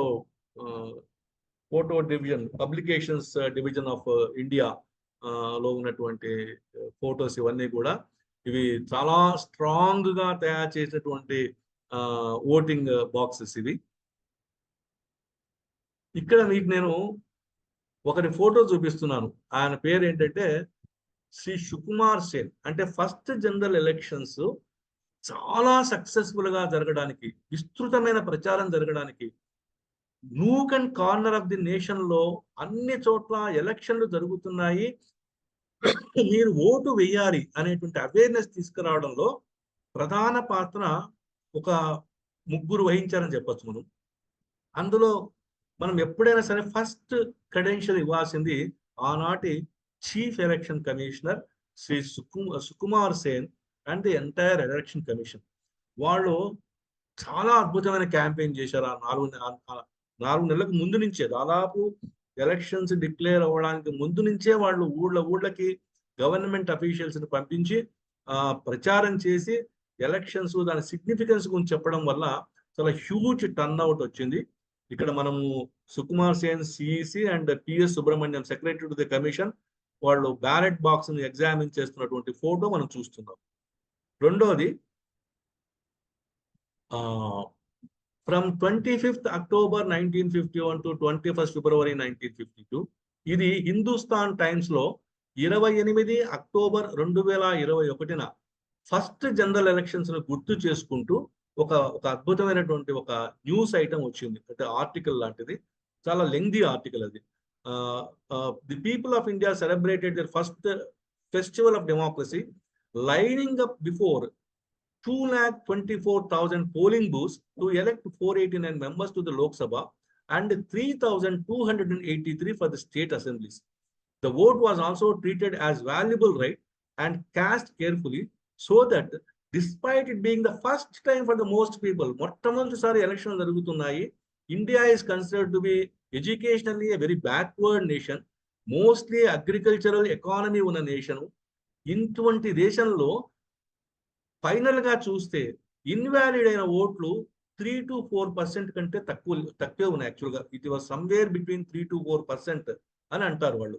అంటే ఎంత గొప్ప కృషి జరిగి ఉంటే ఇటు అడ్మినిస్ట్రేటర్స్ ద్వారా, సిఇసి ద్వారా, గవర్నమెంట్ అఫీషియల్ ద్వారా at the same time political parties ద్వారా కూడా ఎంత సీరియస్ గా తీసుకొని క్యాంపెయిన్ చేయడం వల్ల the percentage of the invalid votes were reduced to 3-4%. మీరు ఒక్కసారి అంటే ఆనాటి ఇండియన్ కండిషన్స్, ఆనాడు ఉన్నటువంటి ఎడ్యుకేషన్ స్టాండర్డ్స్ ఆఫ్ ఇండియా, ఆనాడు ఉన్నటువంటి ఎకానమీ ఆఫ్ ఇండియా, ఆనాడు ఉన్నటువంటి economic status of the people, ఇవన్నీ కనుక తలుచుకుంటే 3-4% ఆఫ్ ది ఇన్వాలిడ్ ఓట్స్ రావడం అనేది నిజంగా ఒక రకంగా చెప్పాలంటే wonder.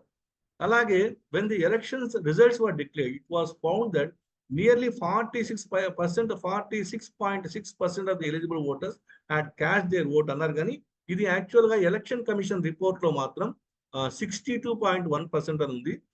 India's first election commissioner Sukumar Sen led the daunting task of holding national elections in a young country and devised the elections in 68 phases. మొత్తం ఎలక్షన్స్ 68 ఫేజుల్లో జరిగినాయి. ఇప్పుడు మొన్న రీసెంట్ గా జరిగిన ఎలక్షన్స్ 2024లో 7 phases, బట్ ఆనాడు జరిగినటువంటి ఇండియన్ ఎలక్షన్స్ 68 ఫేజుల్లో జరిగాయి. The first general elections was conducted over a period of 4 months. Large number of people, ఎక్కడా ప్రపంచంలో అంత ఎక్కువ సంఖ్యలో 17 కోట్ల మంది పార్టిసిపేట్ చేసినటువంటి ఎలక్షన్స్ ప్రపంచ చరిత్రలో ఎక్కడా లేదు. ఇక్కడ మీకు ఎలక్షన్ ఆఫీసర్స్ కి ట్రైనింగ్ ఇస్తున్న, బెంగాల్లో ట్రైనింగ్ ఇస్తున్న ఒక ఫోటో చూపిస్తున్నాను మీకు నేను. The officers are being trained for elections. ఇది ఈ ఎలక్షన్ సీక్రెట్ బ్యాలెట్ బాక్స్ ని ఎట్లా దీన్ని క్లోజ్ చేయాలి, సీల్ చేయాలి అని election officers they are explaining to the polling officers. ఇవన్నీ చాలా రేర్ ఫోటోగ్రాఫ్స్ అండి. ఇది ఫస్ట్ టైం ఎలక్షన్ జరిగినప్పుడు symbols available with the election commissioner. ఇవి designs approved by the election commission for the use in the elections by the parties contesting. Top row left to right Congress, 2 bulls, socialist party tree, forward bloc hand, Kisan Mazdoor party hut, second row left to right communist party corn ears and sickle, revolutionary socialist party spade and striker, కృషిరాల్ లోక్సభ కర్ party cultivator winnowing grain, Jan Sangh Diwali lamp, ఇట్లా రకరకాల symbols allot చేసినవి కూడా ఇక్కడ ఇవి ఉన్నాయి. ఇక్కడ ఇలాగే ఇదేమో ఒక political party make shift arrangement చేసుకుంది ప్రాపగాండాకి. This is the communist party ఏమంటుందని ఎలక్షన్ క్యాంపెయిన్ జరుగుతున్నటువంటి ఫోటోగ్రాఫ్ ఇది. ఇది Nehru addressing a public meeting. ఎందుకంటే ఎంత అడ్మినిస్ట్రేటివ్ మెషినరీ ఎంత యాక్టివ్ గా పనిచేసినా కానీ ప్రాక్టికల్ గా కనుక పొలిటికల్ లీడర్షిప్ కనుక దాన్ని పికప్ చేసుకోకపోతే మీకు ఆ రిజల్ట్ కేవలం అడ్మినిస్ట్రేటివ్ ఎఫర్ట్స్ వాళ్ళ ద్వారా మాత్రమే రావు. ఎందుకంటే Nehru is set to have travelled about 1 lakh kilometers or something like that, during that first ever elections. అంటే ఆల్మోస్ట్ ఆల్ ఇటు వెస్ట్ పంజాబ్ మొదలుకొని బెంగాలు, ఆ నార్త్ ఈస్ట్, అసలు there is no area where Nehru has not gone for election campaign. ఇక next ఏ డెమోక్రసీలైనా సరే ఒక power లో ఉన్న పార్టీ లేదా పవర్ లోకి వచ్చే మేజర్ పార్టీతో సమానంగా దాని అపోజిషన్ కూడా క్యాంపెయిన్ చేయకపోతే it cannot be called as a democracy. So here is, suppose this photo is nothing to do with the elections of 1952. It is a subsequent event. Jayaprakash Narayan addressing a gathering. Opposition and alternative ideas are very important in a democracy. The multi-party system of Indian democracy is its strength and weakness as well. అంటే మళ్ళీ ఇక్కడ time వచ్చింది. ఇప్పుడు ఈ multi party system, is it healthy? Can we allow it to continue, or are we required to go to the format of America where there is a largely 2-party system? ఇలాంటివన్నీ కూడా కొన్ని questions మన ముందు ఉన్నాయి. ఇప్పుడు ఇదంతా చెప్పిన తర్వాత డెమోక్రసీ, ఎలక్షన్స్, సీక్రెట్ బ్యాలెట్ అనే దాంట్లో ఛాలెంజెస్ అయితే ఉన్నాయి. ది ఇన్ఫ్లుయెన్స్ ఆఫ్ మనీ ఉంది, కరప్ట్ ప్రాక్టీసెస్ ఉన్నాయి, emotional appeals like class, caste, religion ఉన్నాయి. వీటిని ఎలా అర్థం చేసుకోవాలి, how the democracy has to be strengthened with the background of these corrupt practices, influence of money, emotional appeals. And then the fourth pillar గా ఉండవలసినటువంటి press తన independent role ని play చేయడంలో చాలా బలహీనపడ్డది అని ఒక మాట వినబడుతోంది. అలాగే ప్రీవీస్ అనే ఆర్గ్యుమెంట్, ఈ మధ్య కాలంలో ప్రీవీస్ అనేటువంటివి ఇవ్వడం అవసరమా లేదా అనేటువంటి ఆర్గ్యుమెంట్ కి బోత్ ప్రో ఆర్గ్యుమెంట్స్ వస్తున్నాయి, యాంటీ ఆర్గ్యుమెంట్స్ వస్తున్నాయి. అలాగే సివిల్ సొసైటీ అంటే ఎలక్షన్స్ లో సివిల్ సొసైటీ యొక్క రోల్ ఏమిటి, అంటే సివిల్ సొసైటీ అంటే ఏమిటి? ఫస్ట్ ఆఫ్ ఆల్ మనం డిఫైన్ చేసుకోవాల్సింది ఏంటంటే, ఈ అఫీషియల్ యాక్టర్స్ కాకుండా, అఫీషియల్ ఏజెన్సీస్ కాకుండా కొన్ని ఇండిపెండెంట్ ఏజెన్సీస్ సమాజంలో ఉంటాయి. అలాగే ఇండిపెండెంట్ పీపుల్ ఉంటారు. There is a larger civil society beyond the official structures and oppositions, political parties. So ఈ సివిల్ సొసైటీ ఏం చేయాలి అనేటువంటి ఒక కాన్సెప్ట్. అలాగే ఎలక్షన్ వాచ్ డాగ్స్ అంటే ఎలక్షన్ జరిగేటప్పుడు కొన్ని వాటిని గమనించి చూసేటువంటి వాచ్ డాగ్స్ ఉండాలి అనేటువంటి మాట కూడా ఈ మధ్య వినబడుతోంది. అంటే elections for people's representatives is the corner stone of any democracy. It is true that some bad elements crept into the democratic thought and disturbing the fabric, but solutions do not lie going back to dictatorships of any kind. అంటే ఈ political situation బాగాలేదు కాబట్టి మనం democracy, రాజకీయాల్ని వ్యతిరేకిద్దాం అనేటువంటి ఆలోచన middle class లో చాలా హెవీగా ఉంటుంది. దీని యొక్క డేంజర్స్ కూడా కొంతమంది గుర్తించారు. అంటే ఇప్పుడు ఉదాహరణకి ఎలక్షన్ వాచ్ డాగ్స్ అనేవి ఒకటి, the election commission it self is a watch dog అనే ఒక ఆర్గ్యుమెంట్ ఒకటి ఉంది. అంటే అసలు ఈసారి ఫస్ట్ టైం ఎలక్షన్ మన 2024 జనరల్ ఎలక్షన్స్ లో ఫస్ట్ ఫేజ్ లోనే వాళ్ళు 46.5 బిలియన్ రూపీస్ ని సస్పెక్టెడ్ బ్రైబ్స్ కింద ఒక day before the election polls వాళ్ళు రికవరీ చేయగలిగారు. అలాగే అసోసియేషన్ ఫర్ డెమోక్రసీ అనేటువంటి అసోసియేషన్ ఫర్ డెమోక్రటిక్ రిఫార్మ్స్ అనే ఆర్గనైజేషన్ కూడా చాలా కాలంగా వాచ్ డాగ్ గా పనిచేస్తుంది. ఇక్కడ నేను మీకు ఒక స్టేట్మెంట్ ఇచ్చాను ఫెలిక్స్ ఫ్రాంక్ఫర్టర్ది. ఫెలిక్స్ ఫ్రాంక్ఫర్టర్ అంటే ఆయన ఒక American jurisprudent. No office in this land is more important than that of being a citizen. అంటే ఎన్ని చెప్పినా సరే అల్టిమేట్ గా it is the citizen who has to take care of his country. అంతకంటే ఇక గ్రేటర్ జాబ్ సిటిజన్ గా ఉండడం కంటే గ్రేటర్ జాబ్ లేదు అని. ఇక్కడ నేను ప్రొఫెసర్ బెర్నార్డ్ క్రిక్ అనేటువంటి ఒక వ్యక్తిని ఆయన రాసిన ఒక పుస్తకాన్ని మీకు పరిచయం చేస్తున్నాను. ఒక సెంటెన్స్ లోనే, ఎక్కువ కాదు. ఇది ఇన్ డిఫెన్స్ ఆఫ్ పాలిటిక్స్ అని మిడ్ 1970s లో వచ్చిన పుస్తకము.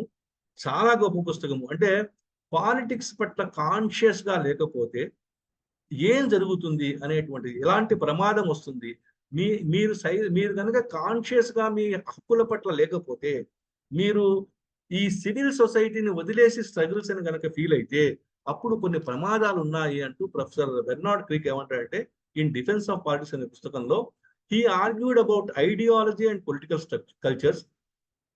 It remains hugely significant to anyone seeking to understand or contest the emergence of populism. ఇవాళ పాపులిజం అనే పేరుతో మనం ఏదైతే వింటున్నామో మాట్లాడుకుంటున్నామో దాన్ని తొలిసారిగా 1970s లోనే గుర్తించిన వ్యక్తి Bernard Crick, professor Crick. Populism has in recent years reaffirmed its status as a highly effective mode of political galvanization. అంటే Crick saw populism as the most urgent threat in politics. అయితే ఇవన్నీ చెబుతూ కూడా గ్రహాం Crick యొక్క పుస్తకం యొక్క సారాంశం ఏంటంటే,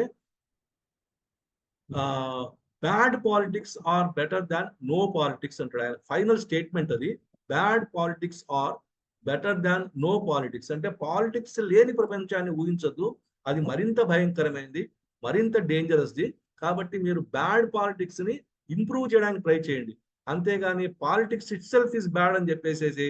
అంటే ఇది ఎందుకంటే 70s లో ఇంగ్లాండ్ లో మిడిల్ క్లాస్ లో దాదాపు ఇదే అభిప్రాయం వచ్చింది. ఓటింగ్ పర్సెంటేజ్ తగ్గిపోతోంది. ఆ తర్వాత people were not enthusiastic towards electing their representatives. And there was some talk about again revolutionary talk and all these things. అప్పుడు రాసినటువంటి పుస్తకం ఇది. చాలా వండర్ఫుల్ ఏరియా ఇది. పొలిటికల్ సీరియస్నెస్ ఉన్నవాడు ఎవరైనా సరే చదవాలి. అలాగే మనము voters January 25th of every year we conduct national voters day. అది మనం ఎవ్రీ ఇయర్ కండక్ట్ చేసుకుంటాము.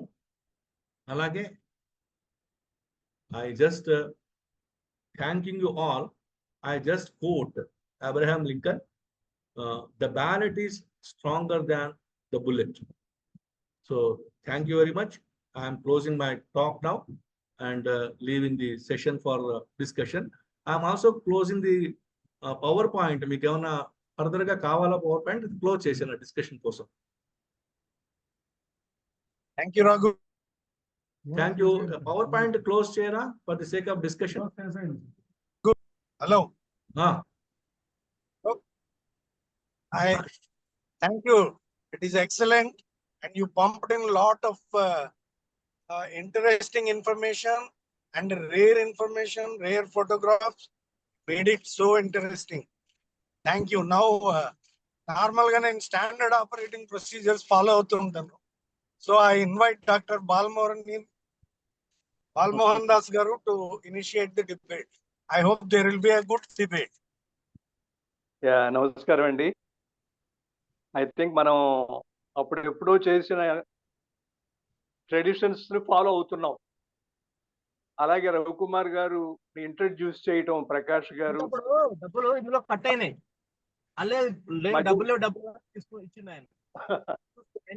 హలో, ఎవరో ఇద్దరు మ్యూట్ చేసుకోవాలండి. Prakash has to mute. దాంట్లో మెసేజ్ వచ్చింది మాకు పోయినట్టు. డబ్బులు కట్ అయినాయి, 220 తీసుకుంది. Sir Prakash has to mute అయ్యారా? బాల్మోహన్ దాస్ గారు నీడ్ టు అన్మ్యూట్. అన్మ్యూట్ అవ్వండి సార్. ఇది ప్రెజెంటేషన్ క్లోజ్ చేయనా sir? Yeah close it sir. నమస్కారం అండి అందరికి. నా ల్యాప్టాప్ చిన్న ప్రాబ్లం వచ్చి మధ్యలో 4 సార్లు అటు ఇటు చేయాల్సి వచ్చింది. ప్రస్తుతం నేను మొబైల్ మీద ఉన్నాను. చక్కగా ఈ ఇన్ఫర్మేషన్ అంతా మనకి రఘుకుమార్ గారు అయితేనే బాగుంటుందనే ఉద్దేశంతో నేను చెప్పాను, వారు ఒప్పుకున్నారు. చాలా చక్కగా మనకి ఈ ఎలక్షన్ డే గురించి, ఫస్ట్ ఎలక్షన్ డే అని చెప్పడం అన్నది ఐ థింక్ నేను ఒక స్టూడెంట్ గానే విన్నాను. చాలా వాల్యుబుల్ ఇన్ఫర్మేషన్ వచ్చిందని నేను అనుకుంటున్నాను. అందరూ కూడా అలాగే ఫీల్ అవుతున్నారు అనుకుంటున్నాను. అండ్ చివరిగా వారు చెప్పిన the ballot has strength is better than bullet అన్నది, తర్వాత bad politics are better than no politics అన్నది I think very valuable things that we should remember. చెప్పడానికి నాకైతే విడిగా ఏమీ లేవు. ముక్తేశ్వరరావు గారు ఇచ్చిన ప్రశ్న వేశారు వాళ్ళు, అది కొంతవరకు ఆన్సర్ చేశారు ఆయన వారు. తర్వాత మనకి రేర్ ఫొటోస్ కూడా కొన్ని చూపించారు. రీకాలింగ్ పీపుల్ అది అవసరమా, ఎలా చెయ్యాలి, అది ఒకటి బహుశా ఇంకా ఫర్దర్ గా డిస్కషన్ చేస్తే బాగుంటుందేమో అనిపించింది నాకు. ఆ తర్వాత ఇంకోటి అనిపించింది అంటే వాచ్ డాగ్స్. రఘుకుమార్ గారు దాన్ని 3 సార్లు వాడారు. ఆ పదం ఉంది, వాచ్ డాగ్స్ ఉంది. ఎలక్షన్ కమిషనే వాచ్ డాగ్ అని. నాకైతే ఒక్కసారి తెలుగులో కాపలా కుక్కలు, ఈ కాపలా కుక్కలు అనే మాట బాగాలేదేమో అనిపించింది నాకైతే. దానికి ఇంకేమైనా పదం ఉంటే బాగుంటుందా అనిపించింది. తర్వాత మనకి ఫస్ట్ ఎలక్షన్ దాంట్లో 2 సీట్లు ఉండేవి. 1952 ఎలక్షన్ లో ఎంపీలు కొన్ని కాన్స్టిట్యున్సీస్ కి 2 ఎంపీలు ఎలక్ట్ అయ్యారు. ఒకటి జనరల్ ఎంపీ, 2 రిజర్వ్డ్ ఎంపీ. ప్రతి వాళ్ళకి కూడా 2 ఓట్లు ఉండేవి ఆ కాన్స్టిట్యున్సీస్. సో అది ఫస్ట్ టైం జరిగింది. అది కూడా నాకు ఈ మధ్యనే తెలిసింది. నేను చిన్న ఆర్టికల్ రాయడం కోసం తీస్తే మా విశాఖపట్నానికి జనరల్ గా ఓటు ఉంది, రిజర్వ్డ్ ఓటు ఉంది. మాకు లంకా సుందరం గారు అనే ఒక లాయరు, గాము మల్లుదొర అనే ఒక ట్రైబల్ లీడరు, అల్లూరు సీతారామరాజు గారి ఫ్రెండ్ ఆయన, వాళ్ళిద్దరు ఎంపీలుగా ఎన్నికయ్యారని చూశాను. Thank you very much. బాగుంది గారు. Thank you. Thank you, thank you.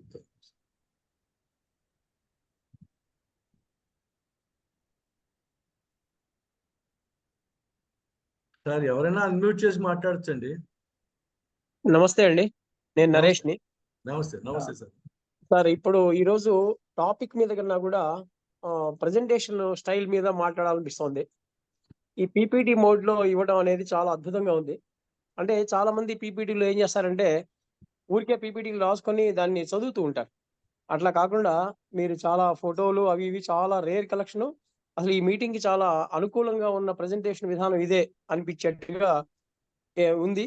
నాకు అనిపిస్తుంది ఏంటంటే ఈ ఫోర్త్ కమింగ్ మీటింగ్స్ లో కూడా పీపీటీస్ ని మనం ఎంకరేజ్ చేస్తూ అవసరమైతే ఈ టెక్నికల్ అసిస్టెన్స్ సిఎస్డి ఇస్తుంది అని చెప్పి ఈ మోడ్ లో మనం నడిపిస్తే బాగుంటుందేమో అని అనిపిస్తోంది.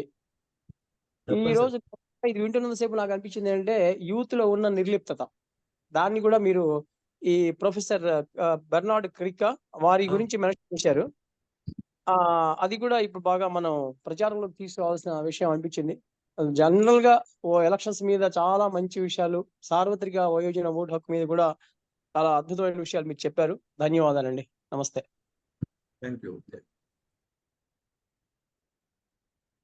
నమస్కారం సార్, నేను సుధీమతిని. నమస్తే అండి. ఈ టాపిక్ మీద మీరు తప్పిస్తే ఇంకెవరు మాట్లాడలేరు. Your the commanding authority over this topic. అలాగే ప్రకాష్ గారు చాలా మంచి ఇంట్రడక్షన్ ఇచ్చారు. చాలా చక్కటి ఎడ్యుకేటివ్ ప్రెజెంటేషన్. నేను అనుకునేది ఏంటంటే ఇది సేవ్డ్, అది యూట్యూబ్ లో సేవ్ చేస్తున్నారు కాబట్టి ముఖ్యంగా యూత్ కి ఎలక్షన్స్ ముందు ఎప్పుడైనా ఎలక్షన్స్ వస్తున్నాయి అనేటప్పుడు ఒకసారి క్లాస్ రూమ్స్ లో కానీ ఎక్కడే కానీ ఇండివిజువల్ గా కానీ ప్లే చేసి చూపించి ఓటు విలువని పెంచడానికి చాలా ఉపయోగిస్తుంది అని నాకు అనిపిస్తుంది. ఎందుకంటే చాలా నిర్లిప్తత ముఖ్యంగా సిటీస్ లో ఏం వేస్తాంలే, ఏం వేసినా ఒకటే అనేది చాలా చాలా పెరిగిపోతుంది. కాబట్టి మళ్ళీ మళ్ళీ రీజువినేట్ చేసుకోవడం అవసరం. మనకున్న పవర్ ఏంటి, మనం ఏం చేయగలము, ఇంకా ఏం చేయాలి అనే దానికి ఇది చాలా చాలా చాలా బాగుందండి. Thank you very much. Rao Kumar గారు చాలా బాగా చెప్పారు. కన్నా కంగ్రాచులేషన్స్. అంతకన్నా నాకు అసలు ఏమి రిమార్క్స్ చెప్పాలో అర్థం కాకుండా ఉంది. అంత బాగుంది. లక్ష్మీనరసింహ గారు మాట్లాడండి, ఏమన్నా మీరేమి మాట్లాడకుండా వదిలేకండి. అది అసలు ఈ బుర్రలోకి ఎక్కని టాపిక్ అండి బాబు. ఇచ్చారు, మీకు తెలియదే ఉంది. అబ్బాయి అలా కాదు, చాలా డీటెయిల్స్ ఆయన కలెక్ట్ చేసి చాలా శ్రమ తీసుకుని మరి ఫోటోలతో సహా I must say excellent presentation. ఇంకా అంతకంటే బాగా ఎవరు చెప్పలేరేమో ఆ టాపిక్ మీద. చాలా అందుకని దాని మీద రిమార్క్స్ ఏం ఉండవు. ఇంకా ప్రకాష్ గారి ఇంట్రడక్షన్ అంటే చెప్పాల్సిందంటే మన మిత్రుల్ని ఇంట్రడ్యూస్ చేయమంటే వాళ్ళు మన మీద జోకులు వేస్తూ ఉంటారు అని చెప్పాల్సి వస్తుంది. ఆయన చాలా గొప్ప మిత్రుడు అండి ఆయనకి. అందుకనే జోక్స్ వేసేంత జోక్స్ వేసేంత చనువుతో చాలా గొప్పగా చెప్పారు ప్రకాష్ గారి ఇంట్రడక్షన్. That I appreciate. జాగ్రత్తగా ఉండండి రఘు కుమార్ గారు, ఈసారి ఆయన ఇంట్రడ్యూస్ చేయమన్నా.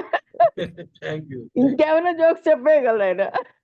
ఆయన సంగతి మీకు తెలియదు మేడం. ఆయన ఏ ప్రొఫెషన్ మీద అయినా సరే 2 hours చెప్పగలరు జోక్. ఏ ప్రొఫెషన్ అయినా సరే, advocate, administrator, accounts officers, engineers, lawyers, ఇట్లా మీరు ప్రొఫెషన్ పేరు చెప్పండి, ఒక 1 hour నాన్ స్టాప్ గా జోకులు చెప్తాడు నా ప్రొఫెషన్. అసలు ఆయన ఎవరండి? ఆయన గురించి చెప్పండి.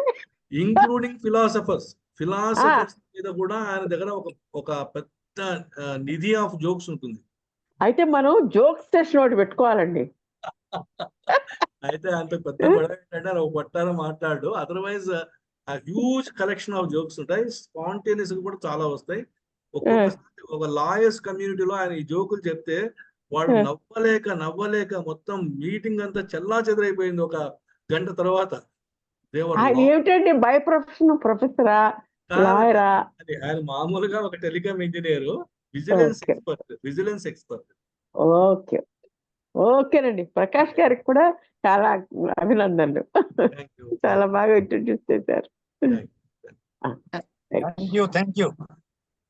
నమస్తే. చాలా చాలా బాగుంది.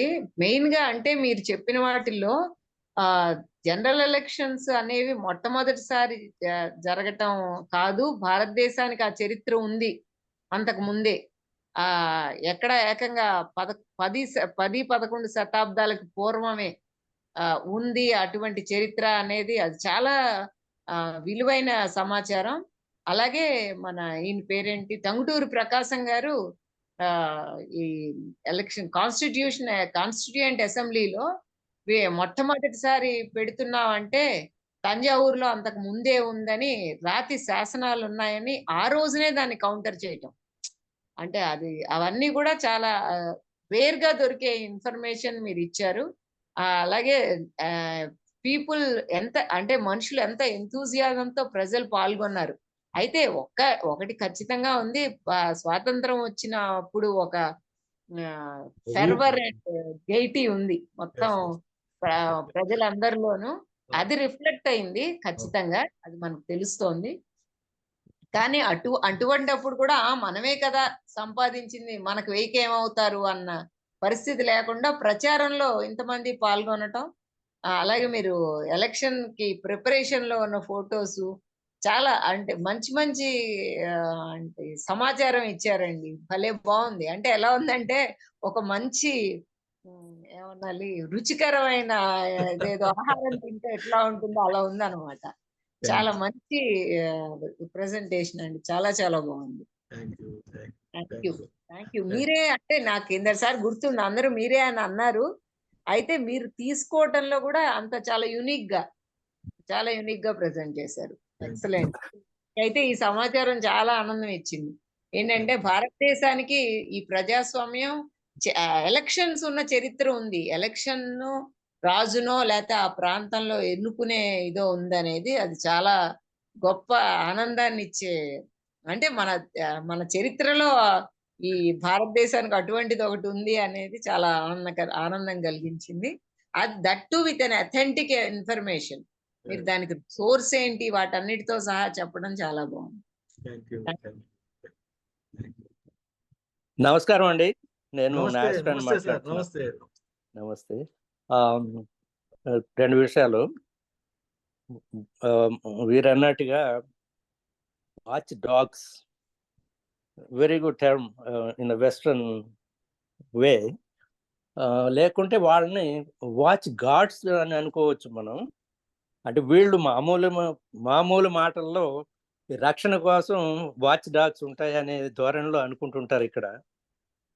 మనం కూడా ఇంకో రకంగా కావాలంటే కాపలా దేవుళ్ళు అనుకుందాము. అది చిన్నగా మాట్లాడాలని అనిపించింది, వేరే ఏం లేదు. ఇంకొకటి ఏంటంటే ప్రశ్న, మన దగ్గర అన్ని ఎలక్షన్స్ ఒకే సమయంలో జరగవు ఎందుకనేది నాది ఒక ప్రశ్న అండి. అంటే దాంట్లో what are the pros and cons in our system in India, considering the వర్కా, లేకపోతే ఎక్స్పెన్సా, లేకపోతే man power, whatever it may be. అదొక చిన్న ధర్మ సందేహం నాది అనుకోవచ్చు. ఒక చిన్న స్టేట్మెంట్, ఈ కాపలాదారులలో కూడాను ఇంక్లూడింగ్ ప్రెస్, వాళ్ళకి ఎంత రక్షణ ఉంటుంది మన సిస్టంలో అనేది కూడా ఒక సందేహం. వన్ లాస్ట్ థింగ్, ఈ మధ్య ఈ ఎలక్షన్స్ వగైరా చూస్తుంటే టైరనీ ఆఫ్ ద మెజారిటీ అనేది కూడా ఉన్నది. బ్రహ్మాండంగా గెలిచారండి, ఎన్నో గెలిచారు. దాని తర్వాత ఏమైంది అనేది కొంచెం పరిశీలిస్తే ఆ స్టేట్మెంట్ ఎక్కడో చదివినట్టు విన్నట్టుగా ఉంది, tyranny of the majority. Thank you sir. Sir నమస్తే సార్. నమస్తే సార్, ఇవాళ అవధానం రఘు కుమార్ గారు excellent, extraordinary talk sir.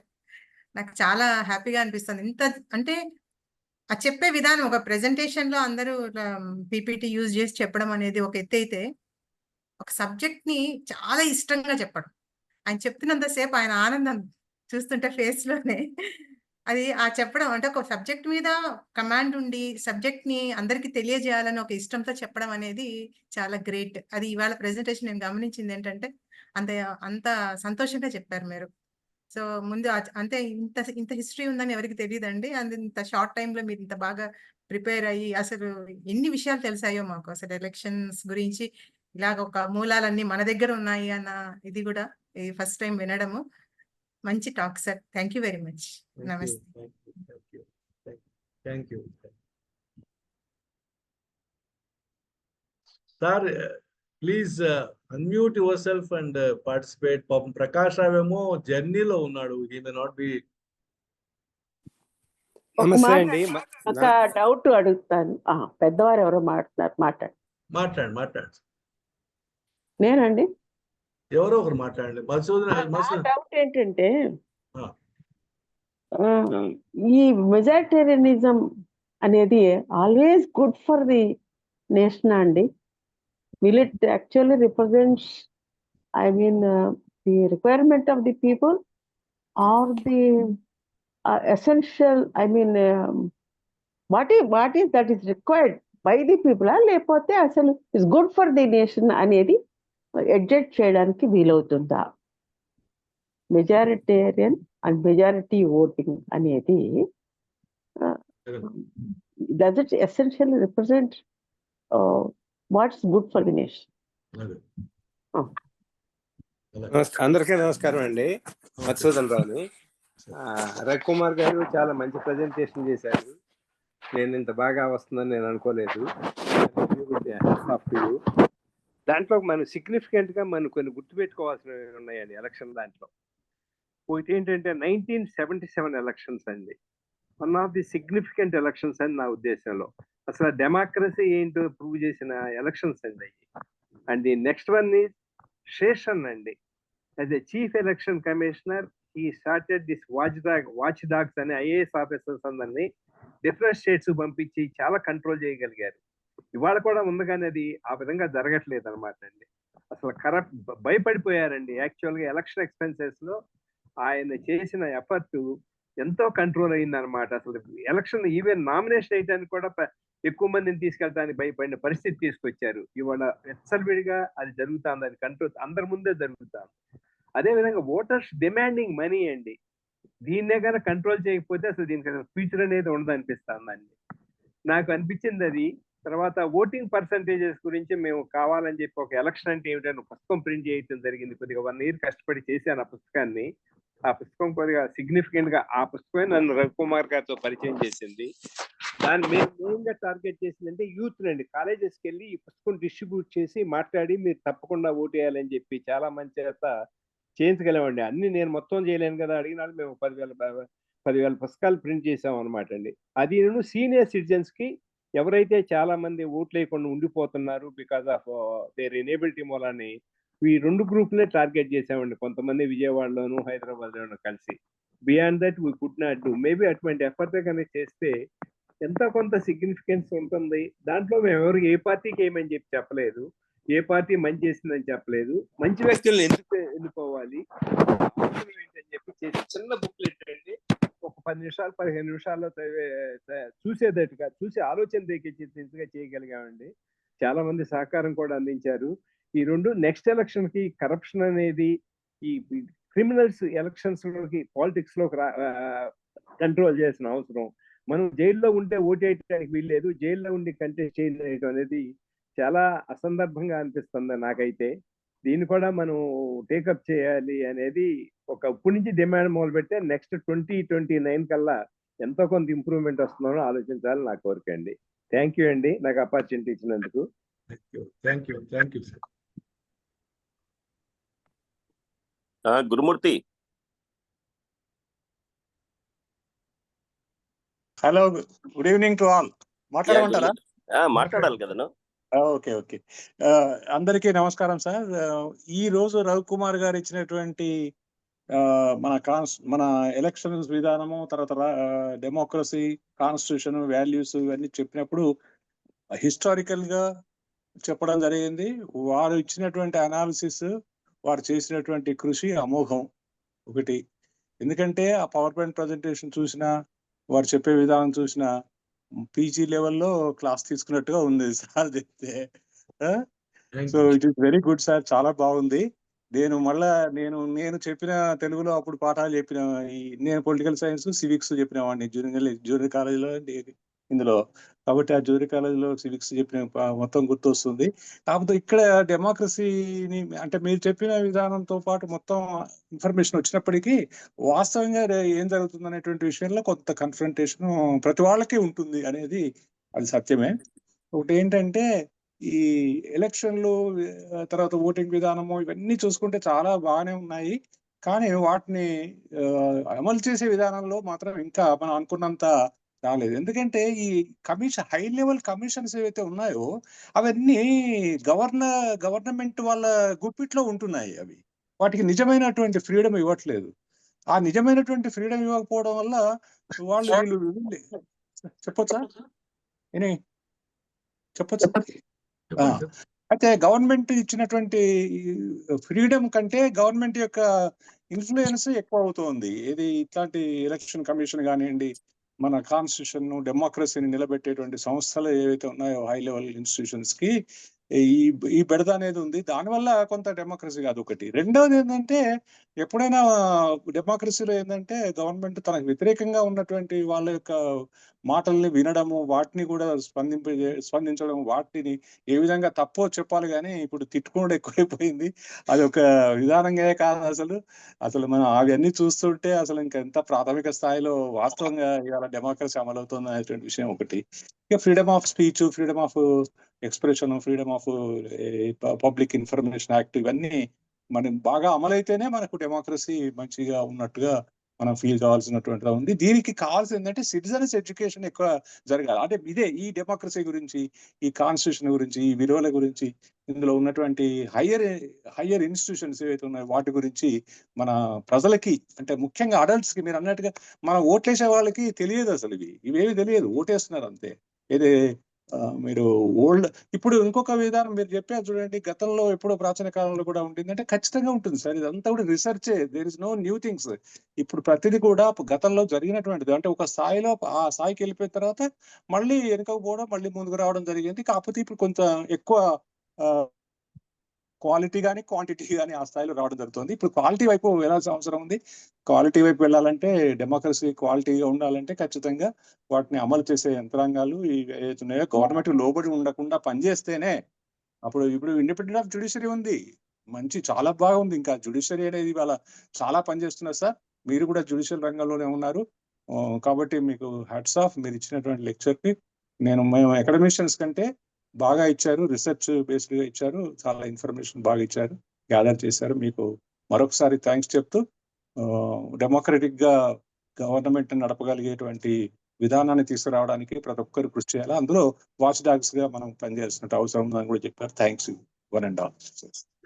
Thank you sir. Rangarao గారు.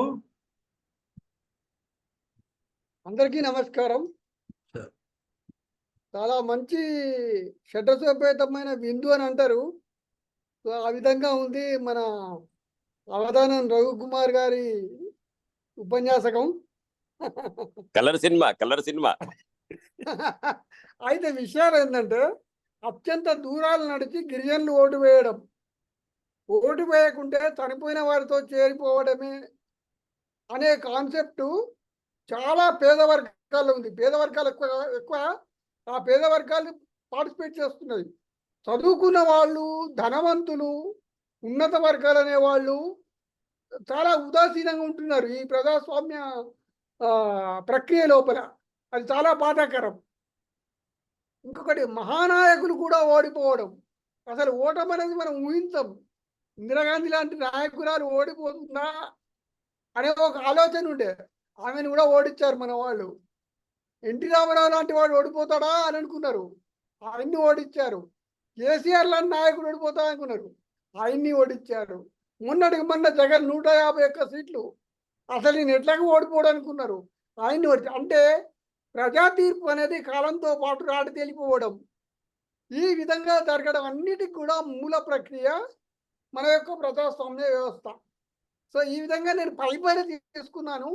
ఇటువంటివి తీసుకొని మన రఘుకుమార్ గారే ఒక ఎక్స్టెన్షన్ లెక్చర్స్ ఒక 2-3 ఇస్తే ఈ కమ్యూనిస్టు ఫ్యాక్షనిజము, ఈ గొడవలు ఇవన్నీ పోయి నకారాత్మకం నుంచి సకారాత్మకం వైపు మన దేశ యువత ఆలోచించగలుగుతుందని అనుకుంటున్నాను. ధన్యవాదాలు సార్ ఎక్కువగా మిగతా అందరికీ.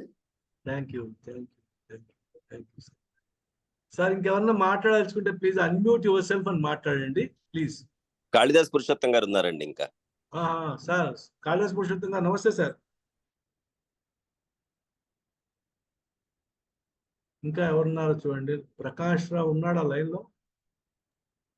అందరికీ నమస్కారం అండి. హలో. నమస్తే అండి కస్తూరి. నేను ఇప్పుడే వచ్చానండి, చాలా లేట్ గా, అందువల్ల నేను పూర్తిగా వినలేదు. లాస్ట్ 10 minutes విన్నాను. Thank you sir, very kind of you. Thank you. ఒక విషయం అండి, ఎలక్షన్స్ గురించి ఒకసారి చెప్తానండి. November 5th ఎలక్షన్ అండి. కస్తూరి గారండి మాట్లాడడానికి సిద్ధమయ్యారు. ఒక్కసారి వారికి అవకాశం ఇద్దాం. కస్తూరి గారు హలో, మాట్లాడండి ప్లీజ్. అందరికీ నమస్కారం అండి. తింటే గారెలే తినాలి, వింటే మహాభారతమే వినాలన్నట్టుగా చాలా చాలా అద్భుతంగా ఉంది సార్. క్లాస్ రూమ్ లో విద్యార్థులు కూర్చొని విన్నట్లుగా చాలా చాలా శ్రద్ధగా విన్నారు కూడా అందరూ కూడాను. చాలా బాగుందండి, చాలా చాలా బాగుంది. శుభాభినందనలు సార్, ధన్యవాదములు. Thank you sir.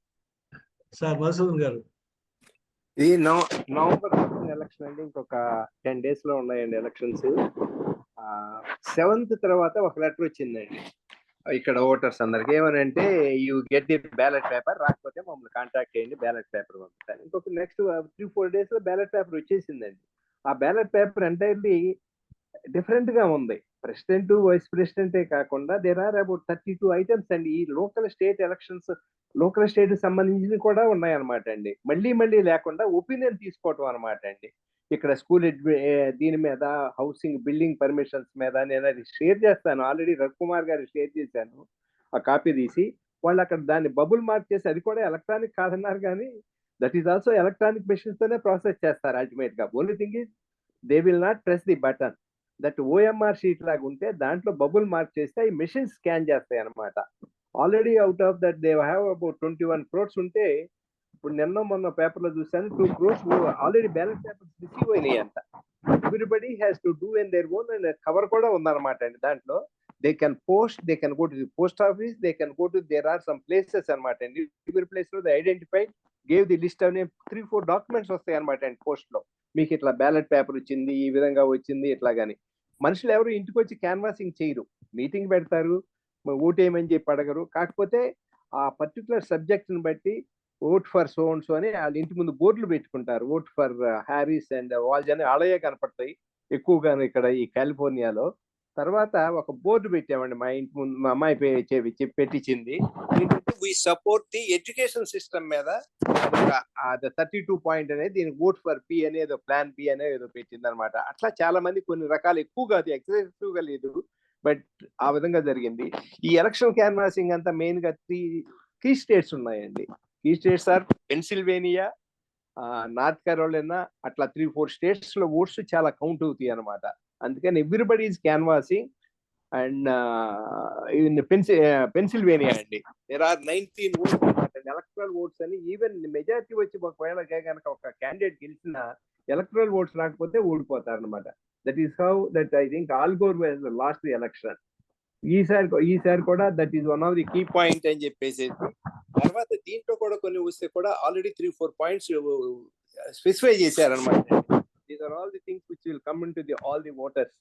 చాలా ఇంట్రెస్టింగ్ గా ఉంది ఆ విధంగా చేయటం అనేది. ఎవరు కానీ ఫండ్స్ రైజ్ చేస్తారు, అందరూ ఫండ్స్ ఇస్తారు అఫీషియల్ గా, no unofficial funding. And Kamala Harris has raised about $1 billion under record funding అంట. And most of the amount they spend by way of advertisements and pamphlets to reach home by post. ఇదన్నమాట. And I thought the అలాతో share this one. Raghukumar గారు చెప్తే నేను already వారికి share చేశాను, వాళ్ళ ballot ఎట్లా ఉంటుంది అనేది. కావాలంటే వారు షేర్ చేయొచ్చు. థ్యాంక్ యూ అండి. Thank you. Ram G.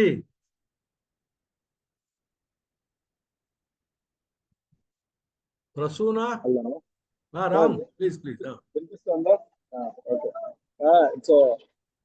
I'm always fascinated by the background stories of anything, and you are one of that fascinated experience. You are I got through that, and ఎన్నికల్లో ఏ స్థాయిలో దిగజారిపోతున్నా I think the process itself is strong. I think always the fundamentals of elections will remain stronger, and hope so it will continue.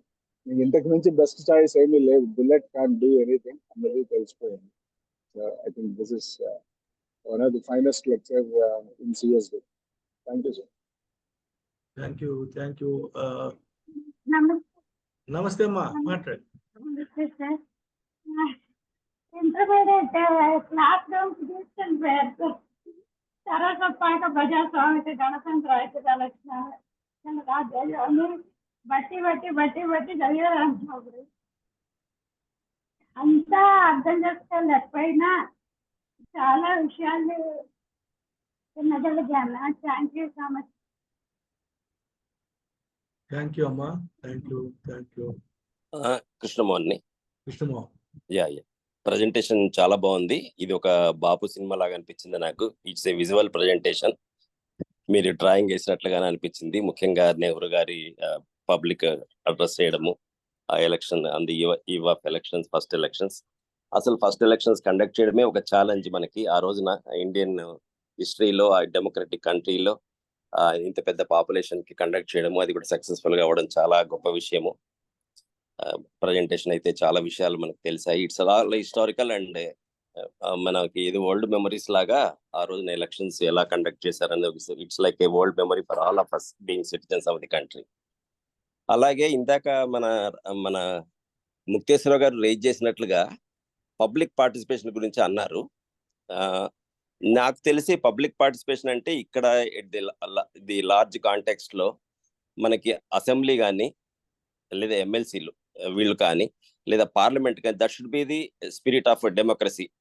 వీళ్ళందరూ మనకి watch dogs లాంటి వాళ్ళు. We have elected them and they are representing on behalf of us. నిజంగా democracy ఉండి, నిజంగా విలువలు ఉన్న దేశం అయి ఉంటే వాళ్ళు మనల్ని రిప్రజెంట్ చేయాలి. మన డిజైర్స్ కావచ్చు, మన రిక్వైర్మెంట్స్ కావచ్చు. That should B spirit. అట్లాగే మనకి ఇంకా లోకల్లో కమిషన్ ఇవన్నీ కూడా కమిటీస్ కూడా ఉంటాయి. అసెంబ్లీ లెవెల్లో, వాళ్ళ లెవెల్లో కూడా with different walks of life నుంచి మెంబర్స్ ని తీసుకొని కూడా చేస్తుంటారు. సో అదొక్కటి నాకు కొంచెం క్లారిఫై చేస్తే బెటర్ అండి. మన వారైతే ఆ ఇష్యూ రైజ్ చేశారు. నేనేదో పార్లమెంటు, అసెంబ్లీ ఇలాంటివే మనకి పబ్లిక్ రిప్రజెంటేటివ్స్ అని అనుకుంటున్నాను. On behalf of the public we cannot go and just discuss the matter there at the large level. Okay, thank you very much Raghu Kumar గారు. Thank you. సో నేను ఒక quick replies, అంటే ఎక్కువ time తీసుకోకుండా 19:40 అయింది కాబట్టి ఒక 5 minutes టైంలో. ఒకటేమో తిరుమలశెట్టి నాగేశ్వరరావు గారు సైమల్టేనియస్ ఎలక్షన్స్ జరగటం లేదు ఎందుకు అని. యాక్చువల్గా ఒరిజినల్గా ఫస్ట్ 2 ఎలక్షన్స్ సైమల్టేనియస్ ఎలక్షన్స్, దాదాపుగా సైమల్టేనియస్ ఎలక్షన్స్. ఆ తర్వాత నుంచి స్లోగా ఏమవుతుందంటే ఒక అసెంబ్లీ అనుకోకుండా డిజాల్వ్ అయిపోవడము, దానికి మళ్ళీ 5 years వెయిట్ చేయలేరు. 6 months లోపల ఎలక్షన్స్ కండక్ట్ చేయాలని పీపుల్స్ రిప్రజెంటేషన్ యాక్ట్ లో కొన్ని రూల్స్, రెగ్యులేషన్స్ ఉంటాయి, ప్రొవిజన్స్ ఉన్నాయి. కాబట్టి వాటికి కొంచెం ముందు జరగడము, ఇలా రకరకాల, లేకపోతే మినిస్ట్రీస్ పడిపోవడము, గవర్నమెంట్ పడిపోవడము, మళ్ళీ ఆల్టర్నేటివ్ ఫార్మేషన్ జరగకపోవడం ఆ స్టేట్లలో, ఇలాంటివి జరిగినప్పుడు ఆమె లేదా గవర్నర్స్ కొన్ని, ఎందుకంటే గవర్నర్స్ కి ఇండియన్ కాన్స్టిట్యూషన్ లో చాలా ఎక్స్ట్రాడినరీ పవర్స్ ఇచ్చారు. అది ఒక్కొక్కసారి డేంజరస్ గా కూడా ఉంటాయి. అంటే అతను ప్రెసిడెంట్ ఆఫ్ ఇండియా అన్న he is governed by the advice of the cabinet ministers, but whereas governor is not governed by any kind of rules. President తీసేయడానికి కొన్ని నామ్స్ ఉన్నాయి, గవర్నర్ తీసేయడానికి ఏ నామ్స్ లేవు. ఓన్లీ సెంట్రల్ గవర్నమెంట్ ఇష్టం అపాయింట్ చేయడము, తీసేయడం.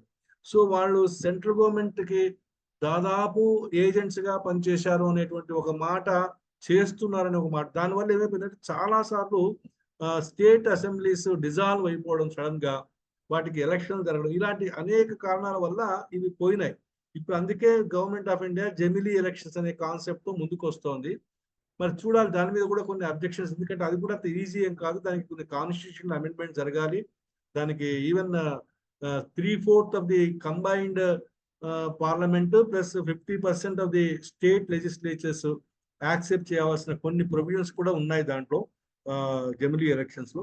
కాబట్టి కొంచెం అది టైం పట్టచ్చు. But these are all the historical reasons. ఈ జమిలీ ఎలక్షన్స్ అనేవి ఫస్ట్ 2 ఎలక్షన్స్ తర్వాత, జనరల్ ఎలక్షన్స్ తర్వాత గాడి తప్పడానికి ప్రధానమైన కారణం. ఇక లక్ష్మీ నాగేశ్వర్ గారు మెజారిటేరియనిజం అన్నారు. అంటే డెమోక్రసీ అంటే కేవలం ఒక హైయెస్ట్ ఓట్లు వచ్చిన వాళ్ళు ఎలక్ట్ అవ్వడమేనా? ఇంకా సపోజ్ ఒకతనికి 52 ఓట్లు వచ్చి ఒకతనికి 48 ఓట్లు వస్తే వాళ్ళు పక్క పక్కనే ఉంటారు యాక్చువల్గా స్ట్రెంగ్త్ పరంగా, కానీ ఒకళ్ళు ఓడిపోయినట్టు 5 ఏళ్ల పాటు ఒకళ్ళే రిప్రజెంటేటివ్. ఇటువంటివన్నీ కాన్సెప్చువల్ గా చాలా డిఫికల్టీస్ ఉన్నాయి. వీటి మీద మధ్యలో కొంతకాలము తామాషా సిస్టమ్ అనేటువంటి ఒక ఐడియా కూడా ఫ్లోట్ అయ్యింది, ఆర్గ్యుమెంట్ జరిగినాయి. అయితే ప్రస్తుతం ఉన్నటువంటి కండిషన్, ఇప్పుడు వెస్టర్న్ కంట్రీస్ చాలా వాటిలో ఏంటంటే ఉట్టిగా హైయెస్ట్ నెంబర్ ఆఫ్ ఓట్స్ వస్తే కాదు, మినిమం ఆఫ్ 50% ఆఫ్ ఓట్స్ రావాలనేటువంటి కండిషన్ కూడా ఉంది కొన్ని కంట్రీస్ లో. అంటే మినిమం ఆఫ్ 50% వచ్చిన తర్వాతే ఫస్ట్ సెకండ్ అనేటువంటి కాన్సెప్ట్స్ వస్తాయి. కాబట్టి మినిమం ఆఫ్ 50 రాకపోతే రీఎలక్షన్స్ కి వెళ్ళిపోతారు చాలా వెస్టర్న్ కంట్రీస్ లో.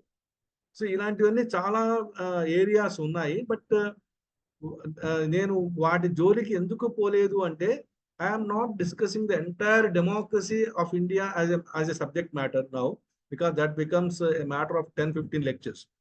ఫస్ట్ జనరల్ ఎలక్షన్స్ ఎందుకు దృష్టిలో పెట్టుకున్నాను అంటే 25th అక్టోబర్ ఆ రోజున 1952లో స్టార్ట్ అయింది. మనం గుర్తు చేసుకోవాలి ఒకసారన్నా ది గ్రేట్ డెమోక్రటిక్ ఎక్స్పెరిమెంట్ ని అనేది ఒక ఉద్దేశము.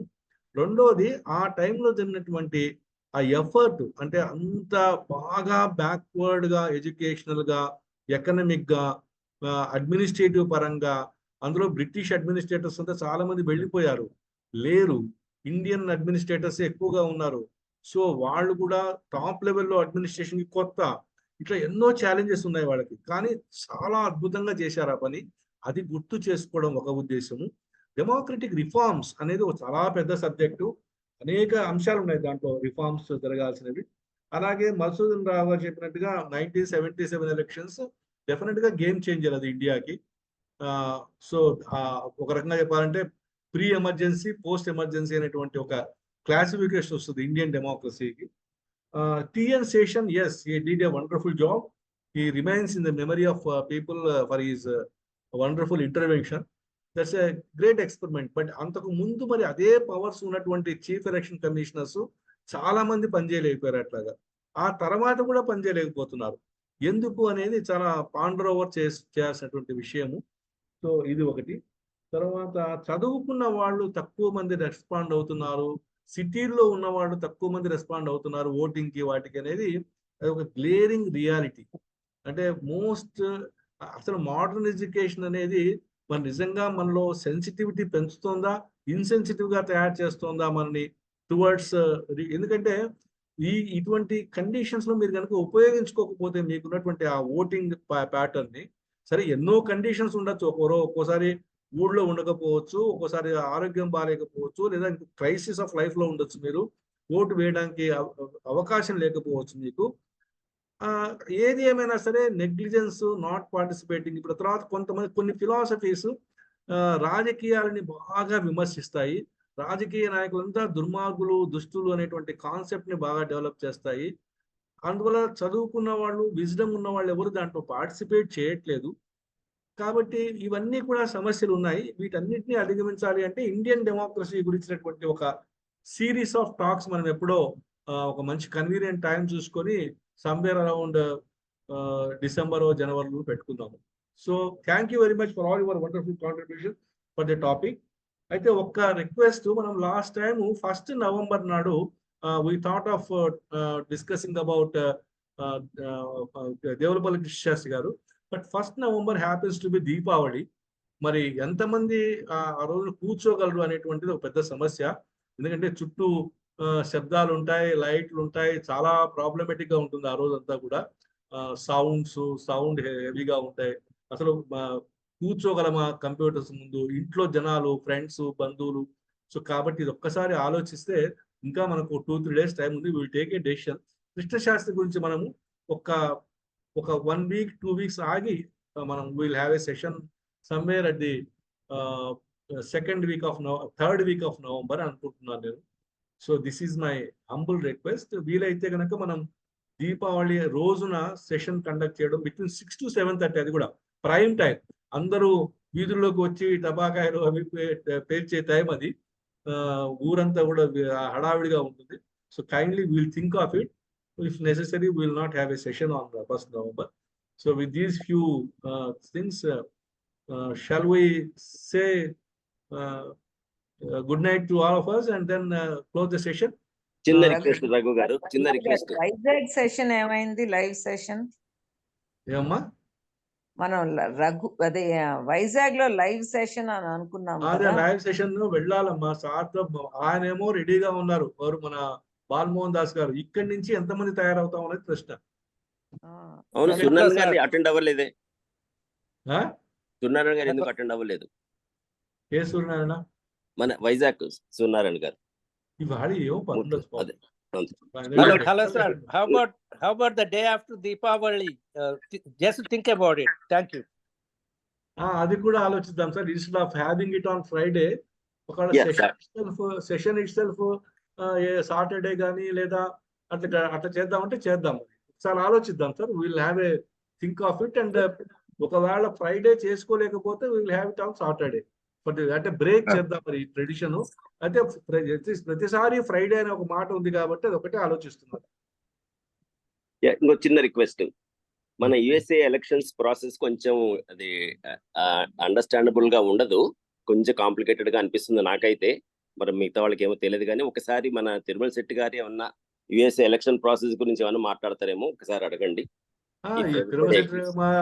మాట్లాడగలరు, దేవినేని వసుంధర కూడా మాట్లాడగలరు. Anybody, any one of them can talk on election process. మీరు రెడీ అంటే మేము ఎప్పుడోసారి పెట్టుకుంటాం session. Thank you Prakash. Thank you Prakash. ఎక్కడున్నావు? Thank you. ఎక్కడ వచ్చావు? టాపిక్ ని జెనసిస్ కి కరెంట్ కి వచ్చి కొంచెం ఫ్యూచర్ లోకి వెళ్ళావు. Unusual. Thank you. Very nice. Thank you all. Thank you.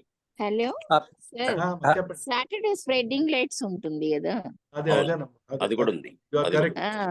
ఆలోచించండి. We can have it on Sunday, no problem.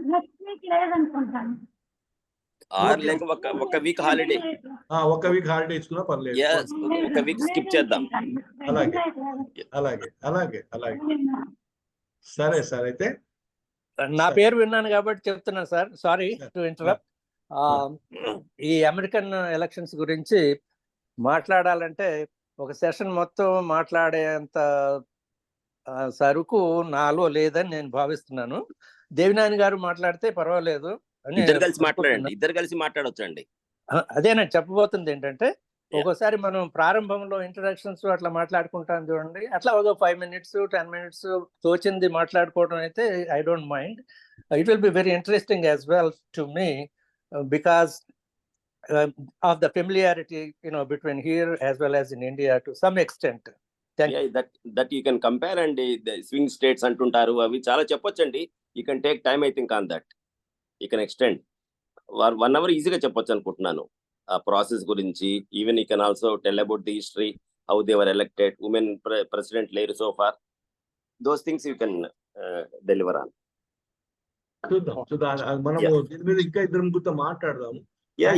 Sir Balamohan Das గారు, మీరు ఏమైనా సజెస్ట్ ఇస్తారా 1st November మీటింగ్ గురించి? సెలవిచ్చేయండి సార్. అలాగే. అంతేనా? మీరు ఒక ఆర్టికల్ రాసుకోవచ్చు మంచిగా. Right. So thank you all అండి. Thank you all. Next week holiday. We'll declare next week holiday for Deepavali. Holiday for Deepavali. Thank you all and thank you. We'll meet again on somewhere in November 8th. అవును. దీపావళి శుభాకాంక్షలు అండి. శుభాకాంక్షలు, అది కూడా మర్చిపోకూడదు. దీపావళి శుభాకాంక్షలు అందరికీ. Real. Bye. Thank you. Advance Diwali శుభాకాంక్షలు. రైట్.